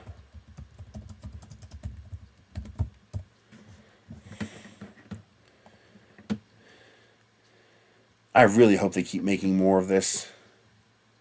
Let's see. There is a season 4 and a season 5. And 6 and 7 and 8 and 9. Oh, wow. Now, is this the manga or is this actual episodes? I don't know. This has to be manga. There's no way they have that many. There's no way they have that many episodes. Yeah, these are light novels. So where's the TV shows? That's the manga. Part 2.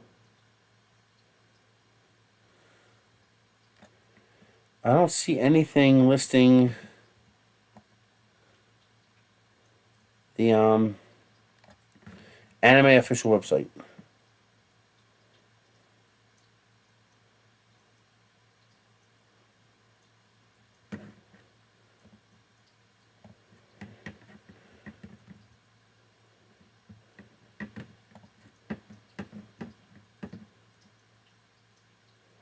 I'm wondering how many are actually made, just not available yet. Blu-ray box. It's all in Japanese, so I have no idea what any of this means.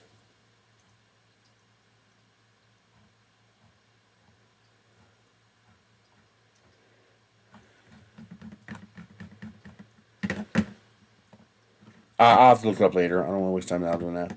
But it is yeah, well, that's part of what it is. Like I said, these aren't cartoons. It's not always the good guy wins. It's not always, the goody two shoes, happy ending, everybody lives happily ever after. Sometimes, the ending is weird. Sometimes the ending sucks balls. And you want to reach out and murder the author for how dare you killing the main character. But that's the way it is. I tell people, anime is not cartoons. It's animated television and movies.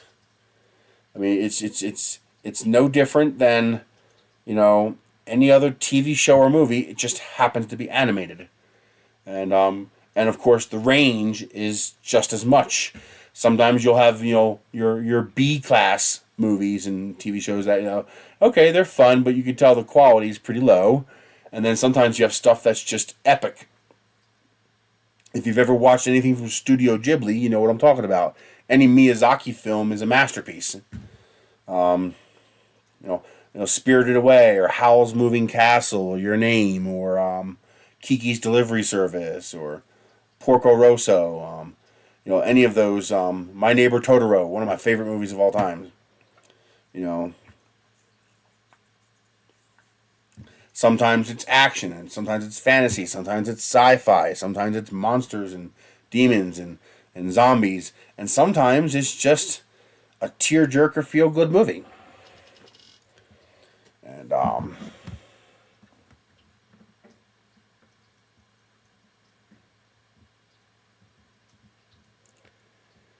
oh, the new Heron movie. I've seen ads for that.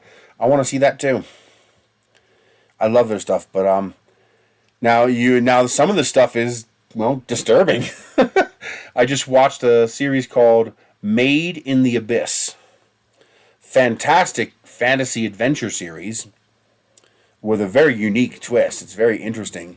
But prepare yourself, because the animation quality and style is actually very much Miyazaki style. I mean, it's very high quality.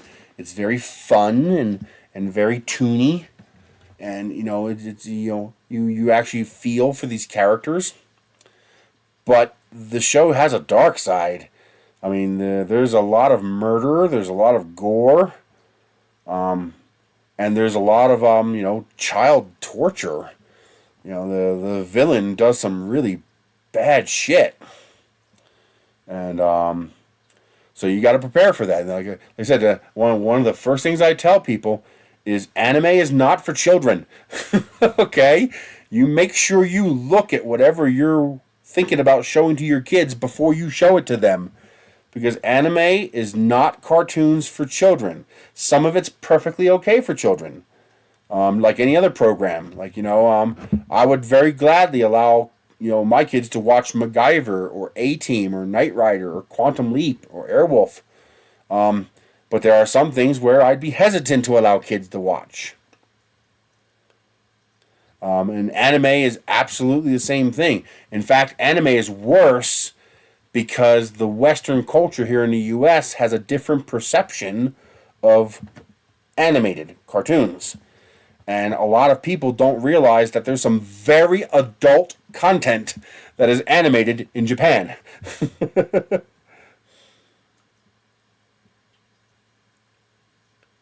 My Neighbor Totoro is my favorite one of all time.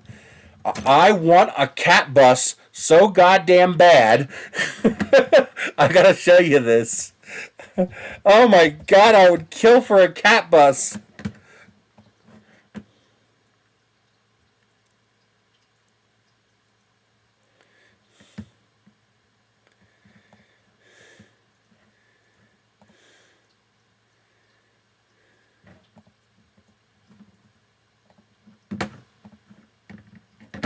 Here. I want a cat bus.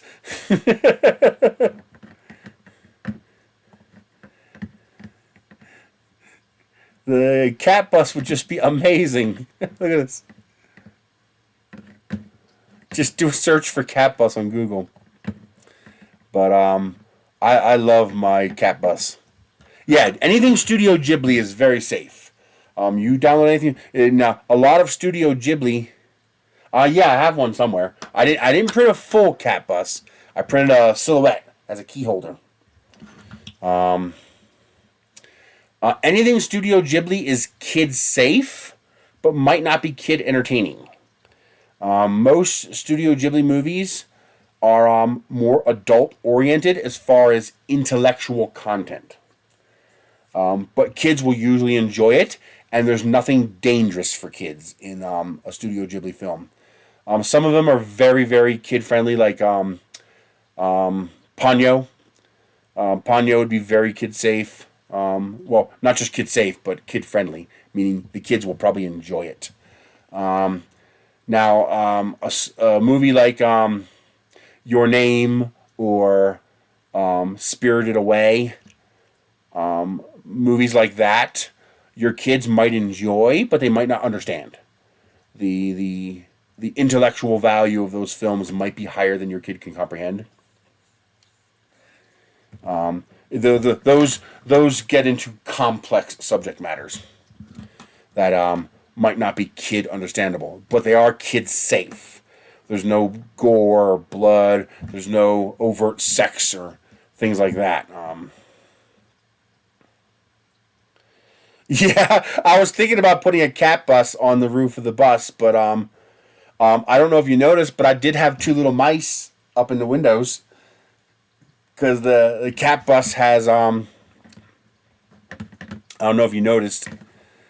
I don't know if anybody noticed, but I see how he's got two little mice that act as the bus lights. You know, the red lights for the bus.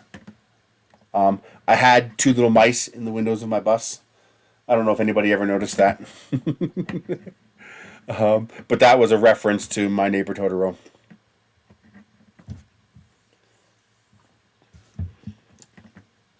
But some of these series, some of these characters, some of these movies will absolutely make you cry. I mean, you become so emotionally vested in these characters that you really feel for them. In fact, that's part of what makes for a good story. Is when you become emotionally vested in the characters, you know the writer is doing a good job. For example, in Ascendance of a Bookworm, in the first season, there's a couple episodes where it was pretty clear the merchants were trying to take advantage of mine, because basically the concept of Ascendance of a Bookworm, it's actually an isekai, which is where it's a trope in I'm not an anime expert by any definition, so I might be using some of these words wrong. But my understanding is that an isekai is where a person in our world gets summoned or reincarnated into a fantasy world, and they've retained their memory. So they know that they are now in a new world, and they remember their life in the past world. Usually they die. So in Ascendance of a Bookworm, this girl is absolutely obsessed with books. Like her. Here's another thing that you'll learn with Japanese anime is that think of a hardcore samurai super soldier Marvel Comics origin story. You know, think Batman the Dark Knight training scenes. You know, one of the non-sucky Batman movies. You know, think that hardcore origin story where they're putting everything of their life and soul into training to become this character. And now apply that to fucking everything. So in Food Wars, yes, I did, and I loved it. I absolutely loved it. In Food Wars, for example, they are samurai superhero battle combatants, but for cooking. So their battles are cook-off. It's like Iron Chef met Samurai Jack met, Iron Man, okay? And Captain America. So take Captain America, Iron Man, Iron Chef, and anime and squish them together, and you have Food Wars. And then, of course, how do you knock out your opponent? How do you defeat your enemy? Well, when the food is really good, the people who taste it have, it looks on screen like they're literally having a sexual orgasm over the flavor of the food. It's that good. It's that hilarious. It's that weird and wacky. And then here's the cool part. They actually put the effort in to make it legitimate. And the guys go wild over the food too. It's kind of hilarious and scary. The Japanese people are weird, and that's what makes them so funny. So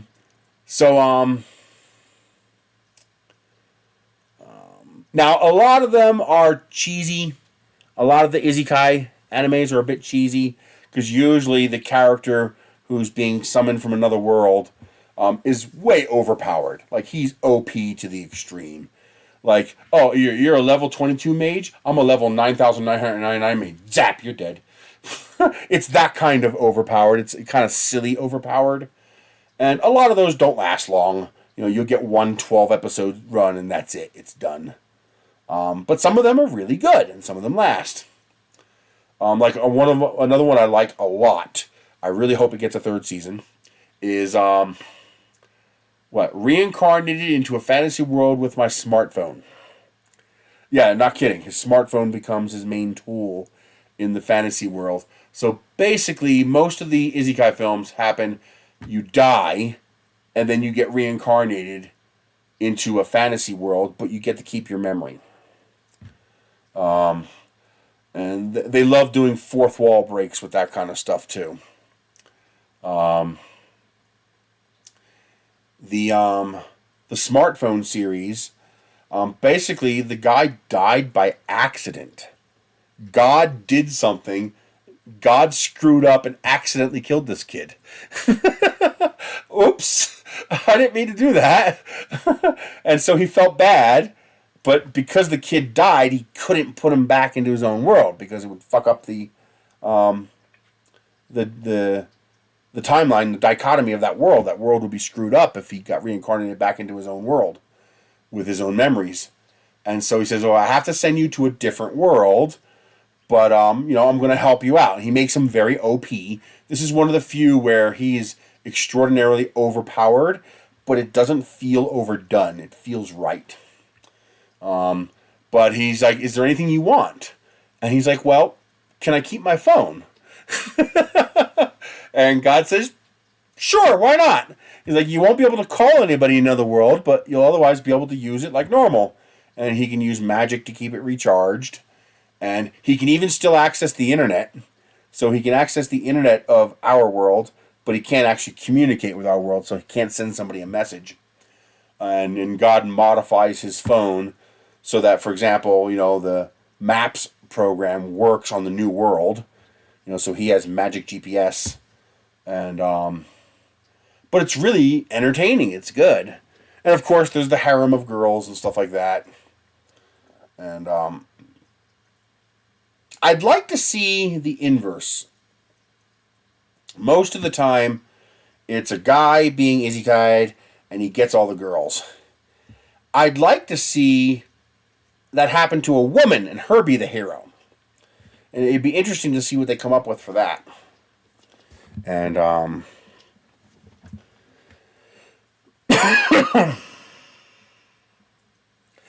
it's pretty rare.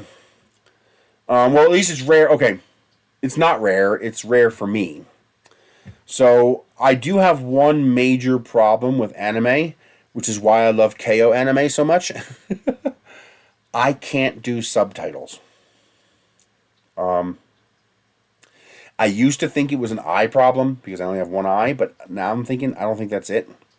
I think it's just the way my brain works kind of problem. I can't watch Japanese anime with subtitles. Because what happens is I either watch the show and I have no idea what the text says, or I'm reading the text and I miss the entire show. I learned this the hard way. There's an older series that I really love, Evangelion. I think it's spelled this.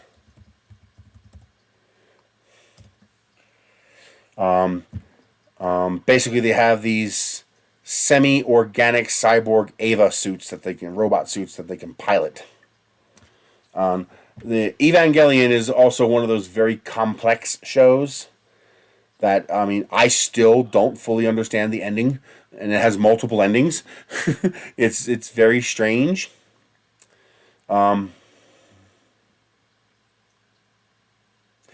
college that is based on gambling? No, I have not.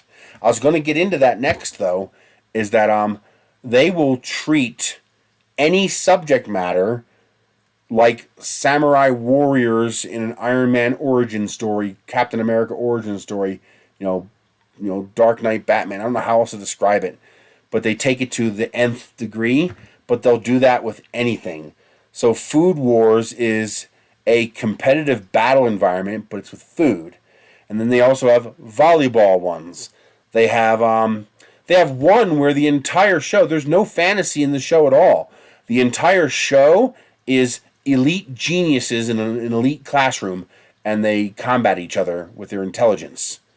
Like, there's no actual magic or anything in the show. It's just, imagine a Harvard of Harvards, and the students compete against each other intellectually. No combat, there's fighting, but no fantasy trope. No, it's called Classroom of the Elite. Fantastic series. It's got 3 seasons available. And then you have shows based on volleyball. You have shows based on musical instruments. You have shows based on gambling, as you've just noted. You have shows based on wrestling and sumo wrestling. And you have shows based on baseball. And it's like samurai warriors playing baseball kind of stuff. They go crazy like that. The guy will hit the ball, and it's like going 1,000,000 miles an hour with light coming out of it as it blasts through the pitcher's plate. They go overboard. It's part of what makes it so much fun. Oh, let me grab that. How do I copy that? Kake. God, I have trouble reading that. Kagurui. So does KO have that?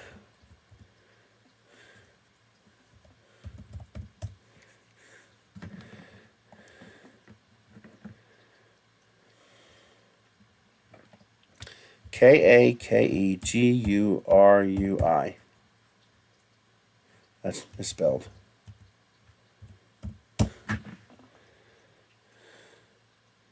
Yes, there it is.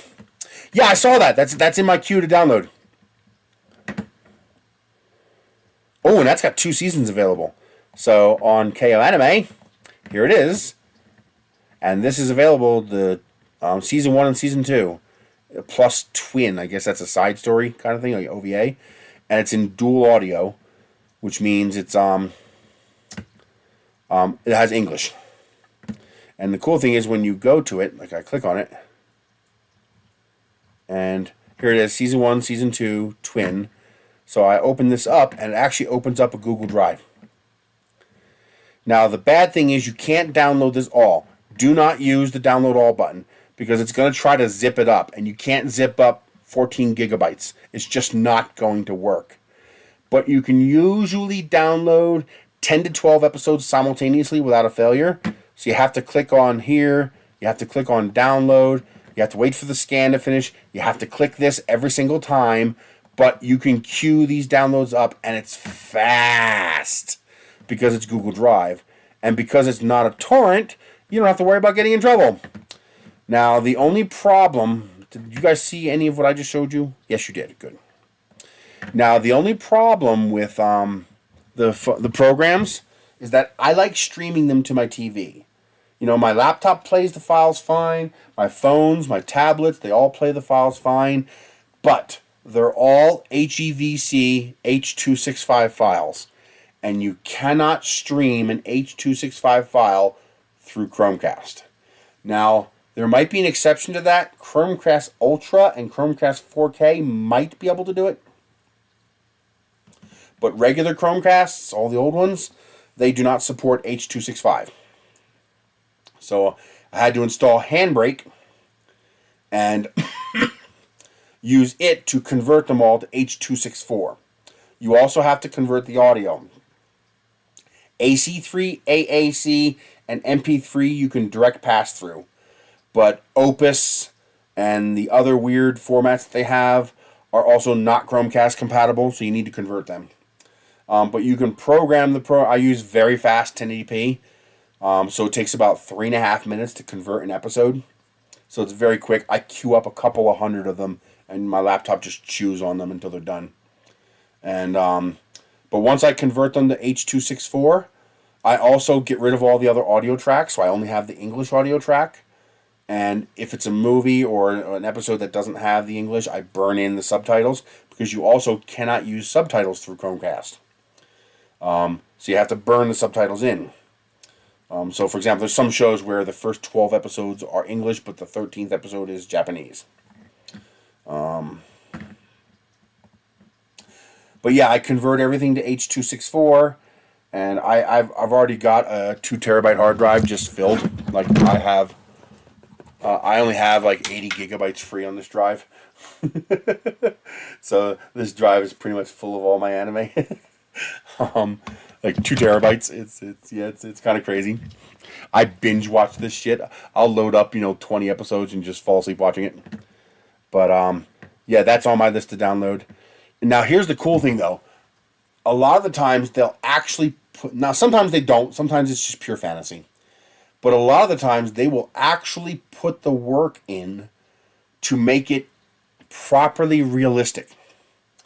Like, there's a series called You Lie in April. It's about a violinist, I think, if I remember right.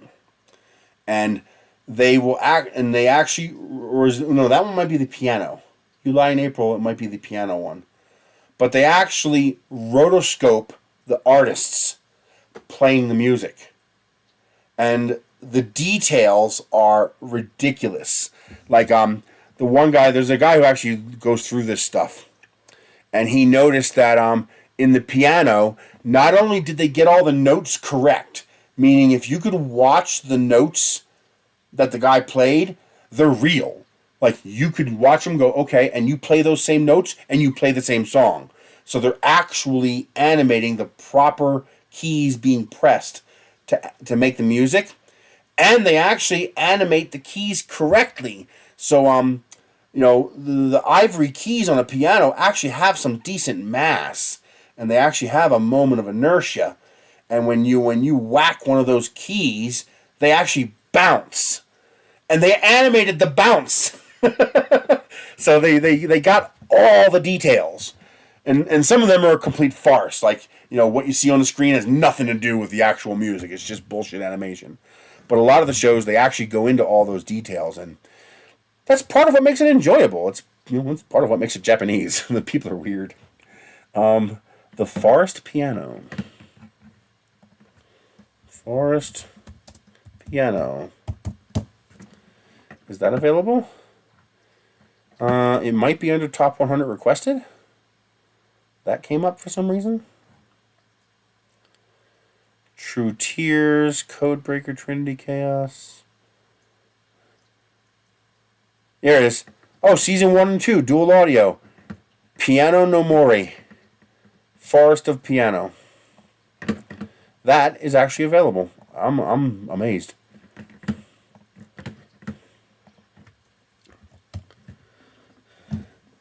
I'll download that too. So the result is, I tried to watch Evangelion 3 or 4 times and I gave up. I said, that's it. I've had enough. I can't do this. I was like, if it's not dubbed in English, I can't watch it. It's not enjoyable to me. I either watch the show. Once I got Evangelion dubbed, I loved it. It was amazing. The ending was still confusing as fuck. I still have no idea what the ending actually means, but I love the show.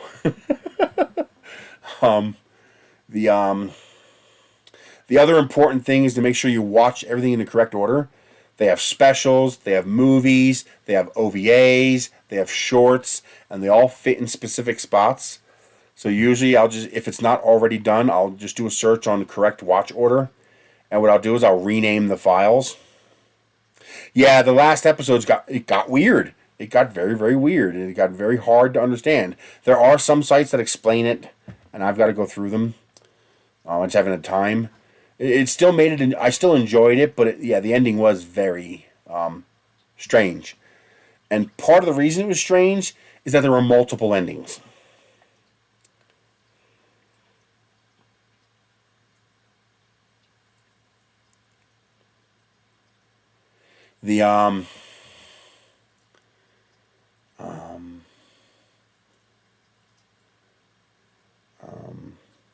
else was I going to say? But yeah, now that I found KO and I can download shows strictly in English dub, oh, I'm going crazy. I'm just downloading everything. Oh, here's a neat trick if you're on Comcast. Because you know they have that 1.2 terabyte limit per month before they charge you extra money. Check your Wi-Fi and see if there is a local Xfinity Wi-Fi available for you. Oh my god, I'm sorry. I actually have one that I can access from my house.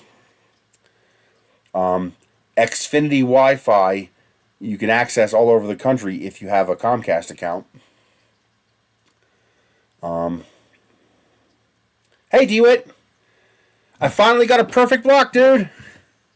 Absolutely flat. No peeling. Printed flat. Directly on the aluminum bed using Vision Miner nanopolymer. This shit is ridiculous. I hope it lasts, because if it's something you have to reapply every time, that's going to get very expensive. But if it lasts even 4 or 5 prints before I have to reapply a little bit, I'm okay with that. But yeah, this shit's just wow. Even cold, it didn't come off. It just stayed put, which is pretty awesome.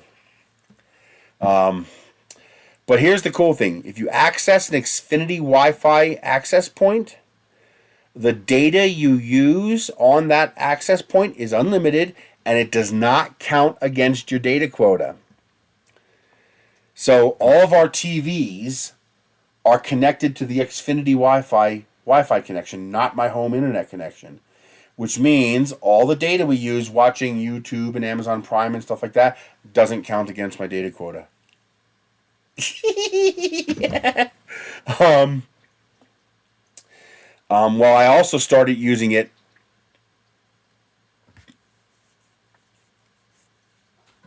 I also use it to download anime after I reach my cap. It's slower. You know, I can only get 3 megabits per second max versus the 30 megabits I get on my home connection. But hey, I don't care. You know, it's still ridiculously fast to download. You know, because the episodes are only 200 to 400 megabytes a pop. I then feed them through Handbrake to convert them to H.264, to strip out the alternative audio tracks I don't need. In fact, by the time I strip out the other audio track, I can actually make the file slightly smaller than the H.265 one. H.265 is more efficient than H.264. So 2 of the exact same file will be smaller in H.265. But because I'm getting rid of data, I'm getting rid of the Japanese audio track, I actually end up with a similar or smaller file size in H.264, which is a good thing. And so yeah, I'm just filling up my hard drive with... Oh, also, you can find full anime series on YouTube. I'm not kidding. You can find full anime on YouTube. I have... let me show you what I got. This is going to blow your mind. This is ridiculous. Do I have an available USB port? Oh, wait a minute. I have a C to 3 cable here I can use. I got a USB-C to USB 3.0 cable so that I can use my hard drives, because most of the time hard drives come with USB 3.0 cables. Let's see, that goes like that. I got this limited edition Wakanda Forever hard drive. And it was $50 for a 2 terabyte hard drive. And I actually got 2 of them. I got one for free. They mailed it to me, but I never got it. And so I reported it as lost, and it took them like 2.5 months to send me a second one, because I told them, I don't want my money back, I want the hard drive. And they sent me a second hard drive 3 months later. And about a month and a half after they sent me the second hard drive, so that's 4.5 months later, I found the original one they had delivered to me. For whatever reason, the delivery guy tossed it out of the truck on the side of the road in between our 2 properties. So right on the border between my neighbor's property and my property, was just sitting there in the grass on the side of the road. You know, it's still in its plastic bag from Walmart, just sitting there. And amazingly, the hard drive still worked. I actually called them up and said, "Hey, yeah, that first drive that never showed up, yeah, it was sitting in the field next to my house. The driver must have just chucked it out the door and drove away. You know, our properties are an acre and a half each, so it was like 300 feet away from my house." And they said, "Well, it's yours now. Keep it." I was like, "Cool." But ooh, PP incoming. I like PayPal. I love PayPal.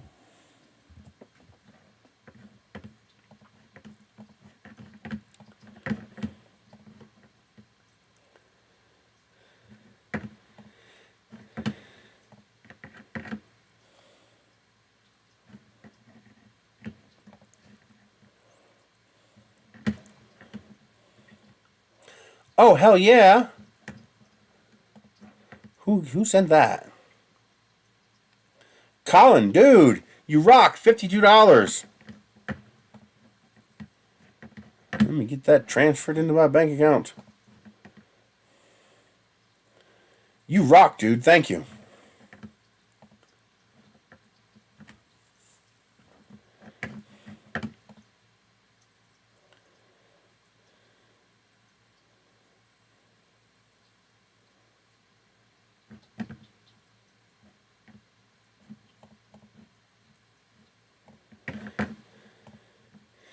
Yeah, did I tell you guys about how they stole all of my fuel? Some scumbags came onto my property and took all of my heating fuel. All of it. All the gas cans, everything. And I found out 2 days later, they also got all my propane. They took all my propane cylinders. So the only propane cylinder I have left is a little 20-pounder out back for the grill. They took all my 80-pound and 40-pound cylinders. The cylinders hurts more than the fuel. I mean, Jesus, that's $500 in propane cylinders. And the camera didn't catch them. It is right out. It's right on the edge of the camera's activation range, I guess. So it was too. It was pointed at them, but it was too far away for the motion sensing to trigger because it didn't catch it.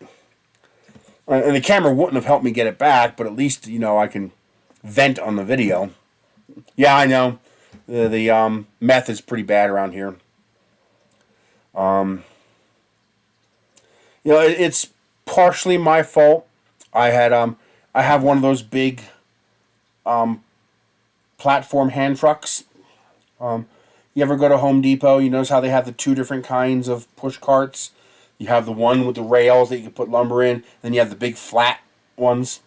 I have a metal and plastic version of one of those. Big hand truck flat cart. And I had put on, yeah, but it was just out of range of the motion sensing. I'm gonna have to work on security, put up more lights and more cameras. What I need to do is I need to put up more of my solar street lights, the real bright ones, because I need light to turn on to scare them off. Because they had to have driven into my driveway, loaded up their car, and took off. They even took my fucking ratchet straps. So I guess they needed the ratchet straps to hold down the cylinders they were stealing. And most of the cameras are focused around the house. They're not focused around the stuff around the house. So I got cameras on the front door, cameras in the front yard, but I don't have a cameras 100 foot down the driveway. Because you have to get power to them. The only camera I have out there is a solar powered camera, but it's flaky. I tried making one of my Wise cameras solar powered, but I haven't had success with that yet. The Wise cameras are just not very power efficient. You need a 10 amp hour battery to make it overnight.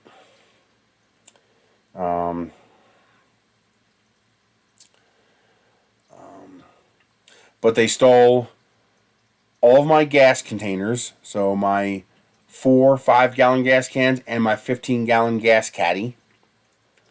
They also, so that's what, $400 in kerosene and diesel, and then they took all my propane cylinders. So now I have no backup heat whatsoever, because I can't afford to replace any of that fuel. I can't afford to replace any of those cylinders. I mean, there's just nothing I can do. I mean, as long as the winter stays mild like it currently is, we're good. You know, the mini split is able to keep the house above freezing. You know, the center of the house is usually, 70 degrees during the day, 60, 55, 60 at night. And then the next two rooms, like my room here, gets down to about 50, and then the bathroom gets down to about 45.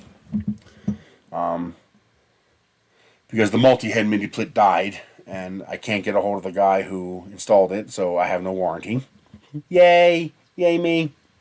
But the original mini split still works. Well, yeah, bear traps are a good way to go to prison. What I need is to, what you got to do is shoot the guy in the leg, make him turn around, then shoot him in the face, and then you can say, "Well, I shot him in the leg after he fell down." Well, I live rural, but I don't live that rural. But I do have extra freezer space.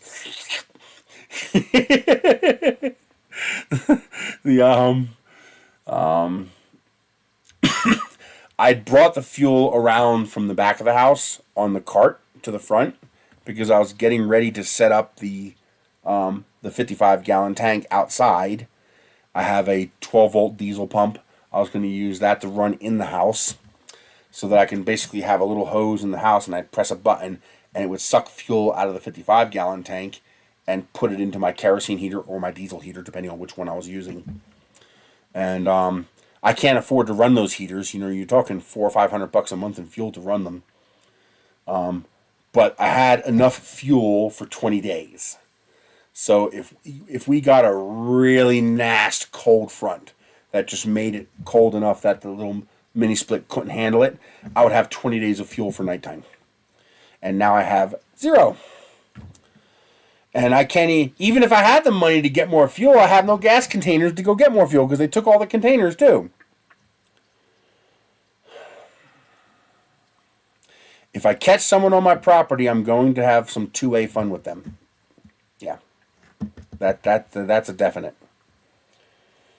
But so now one of the things I'm going to work on is I'm probably going to build a little 5x5 shed using these blocks to build a little tiny fuel shed. So up by the house, where I can keep an eye on it and lock it down, and keep that for my propane cylinders and my fuel cans. This way I can keep it far enough from the house to not be a fire hazard, but in a relatively secure enclosed space that they would have to actually expend some effort to get into. It's not as easy as drive up, load the car, and take off. But yeah, that sucks. Now I understand what people go through when their firewood is stolen and that's their only heat source. I tried to prepare myself by having backups and reserves to be able to keep us from having we're not going to die or anything. It's not that kind of risk, but to at least keep us somewhat comfortable if things get bad. Closing some tabs here.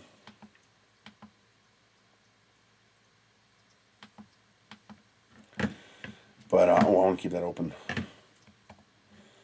I want to download that.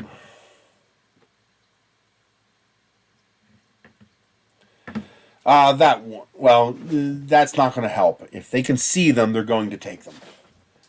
It was my fault for leaving it out too long. I might as well have put a red neon sign above it because they were visible from the road. I might as well put a red neon sign above it saying free fuel. It's actually, now that I think about it, it's amazing that it took that long for somebody to steal them. So that was stupid me. But god damn it, that hurts, man. That's over $1,000 worth of shit. Now, once they're in a shed, that's going to be a lot easier. Because, first of all, they won't know they're there. And if they don't know they're there, they're not going to have an incentive to go find out. And if the front door of the shed is 20 feet away and facing the front door of the house, they're going to be a lot less likely to want to investigate that shed, because they're going to be exposing themselves. That's the problem, is I need to keep the fuel far enough away from the house to not be a fire hazard, but close enough to the house that I can actually keep an eye on it. And a little 5x5 shed or a 6x4 or whatever. Actually, 6x4 is a pretty common size, so I might do that size. How many blocks would that be? 6, 12, that's 20. So 20, and I can make it exactly 6 foot tall. So that's 120 blocks. Ooh, that's still $1,200. And but that might be the best thing to start with, like a 6x4 to hold things like fuel and stuff. And I can also put the heaters in there. And I don't know, theft bothers me. Stealing is, to me, theft is one of the worst crimes a person can commit next to murder. Because theft is, this is going to sound weird until you understand it. But it feels so violating. It's so demoralizing to know that somebody actually came onto your property and stole things you actually need. We're not talking like luxury items here. We're talking the reserve fuel from a house. If it gets down to -8 degrees and stays there for a couple of days, we're going to get very, very cold. We're going to be below 40 degrees inside this house. Because that mini split can only do about a 30-degree gradient. And it's only 12,000 BTUs for a 1,475 square foot space. That's nowhere near enough BTUs for that amount of square footage. Even isolating the house to just the center, living room and kitchen, that's still too big a space for that many BTUs. Yeah. But theft to me is tantamount to what I call, and this is going to sound weird, but I consider it to be partial murder. And your first thought's probably going to be, well, hyperbole much? But think about it. That's $1,000 worth of stuff. If I stopped paying all of my utility bills, I didn't pay any of my bills at all. No, I just stopped paying my electric, stopped paying my water, stopped paying my phone, stopped paying for my insurance, stopped paying for all of my bills. It would take me 2.5 months to recover that amount of money. So now I have to do it again. So that's another 2.5 months. So that person literally stole 5 months of my life. 5 months of my life just went poof, like it never existed. You could say that person murdered me for 5 months. If you take a person and you go and you make that person vanish for 5 months, what would you call that? They effectively don't exist for that 5 months, even though they come back at the end of the 5 months. It sounds like partial murder to me. I don't know what else to call it.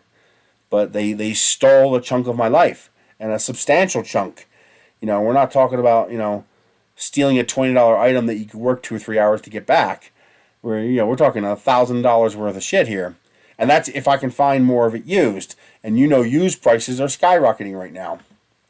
That $1,000 worth of stuff, $500 of that is hardware, and that's probably doubled in value over the last 2 years.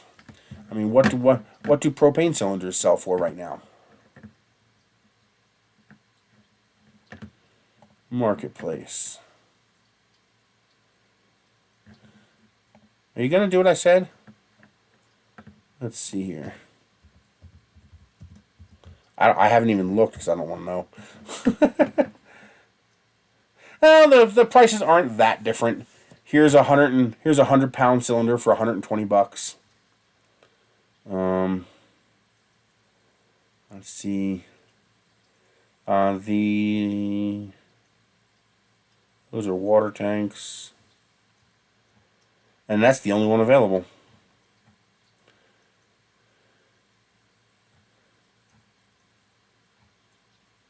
Huh. Yeah, there's one tank available. Because, wintertime's the best time to buy a propane tank, right? When everybody needs them.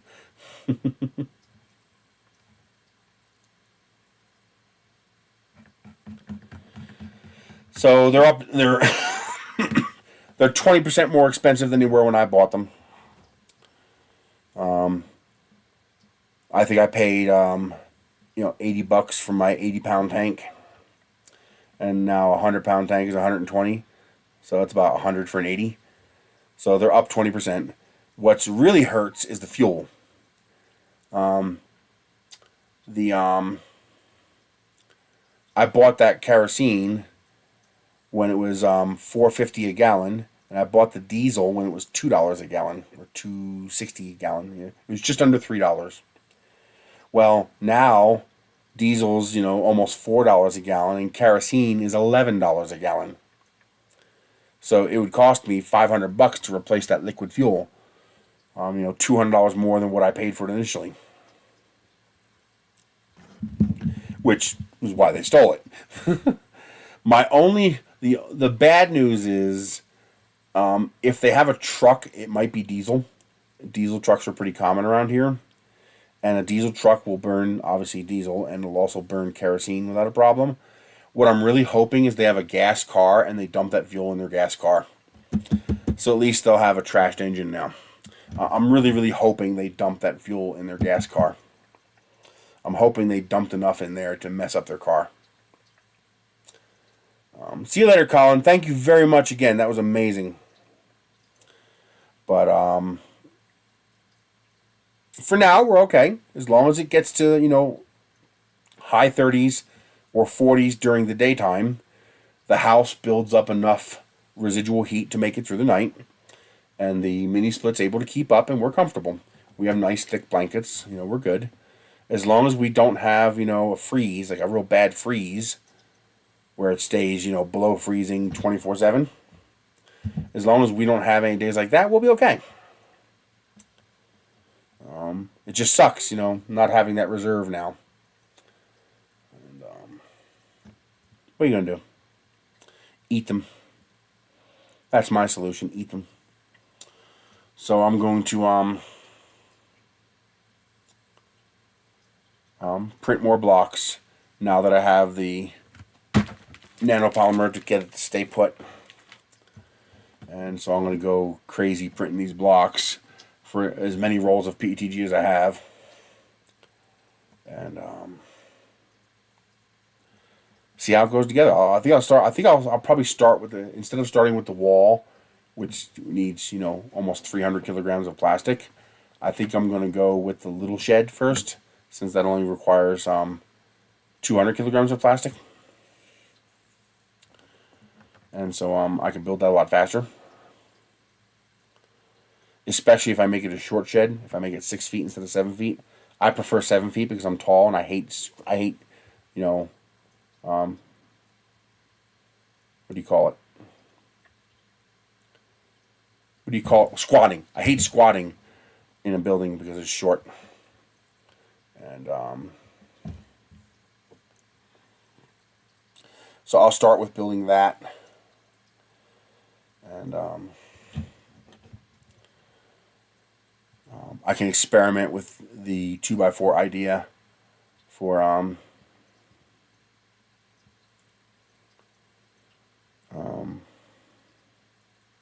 the shed. I think I'm going to have the roof run on the 6-foot length, so that you can do a 6x4 and have the roof run sideways, or you can do like a 12x6 or 15x6 and have the roof run short ways. This way I can reuse the same pieces.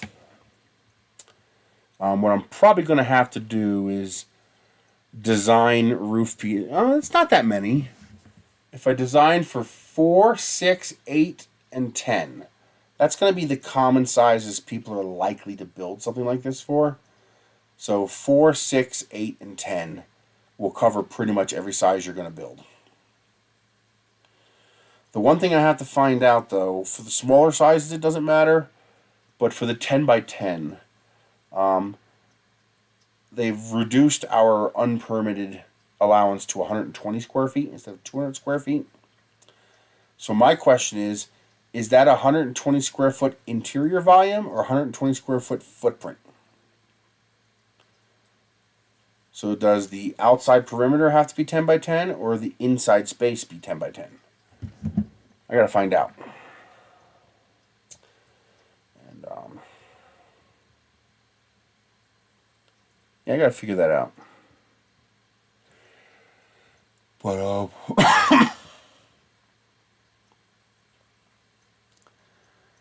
that's it. I will see you guys next week. I'm gonna figure out how to distribute these because they sent me some samples to give to you guys. So I just got to figure out an equitable way I can afford to send these things out. And so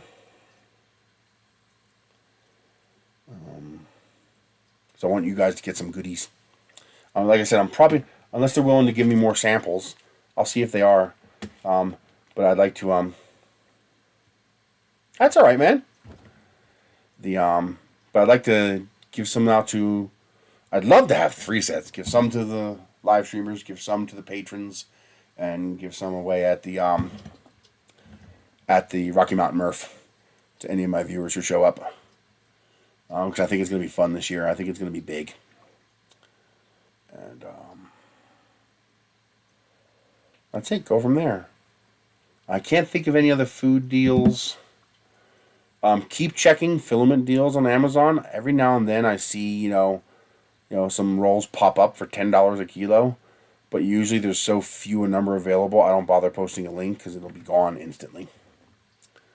But keep an eye out for that because I've been seeing some clearance pop up every now and then, $10 a kilo, which is nice. What else? I can't think of anything else. That's it. All right. So I'm also gonna work on doing a video for the nanopolymer because I love the fact that I can put it directly on the aluminum bed. I don't have to put glass down. I don't have to put PEI down. I don't have to put tape down. I don't have to put anything down. Just smear this on the aluminum bed and print. That's nice. You might be concerned about your aluminum bed not being flat, but when you're printing with a 1mm nozzle, that doesn't really matter. you have a lot of wiggle room when you're printing that thick. But yeah, go from there. What I'm thinking about doing, if I can print enough of these blocks, I don't know if I can, but if I can print enough of these blocks, I'm actually thinking about just getting rid of the table at Murph and just building a little arch, setting up 2 walls and putting a roof on top of it, just a couple 2x4s, so I can my booth will actually be an actual booth. I just think that'd be fun, or a table. If I don't have enough blocks to do that, just have 2 table height boards, fold up the legs of the table, and place it on top of the blocks. That might be pretty cool.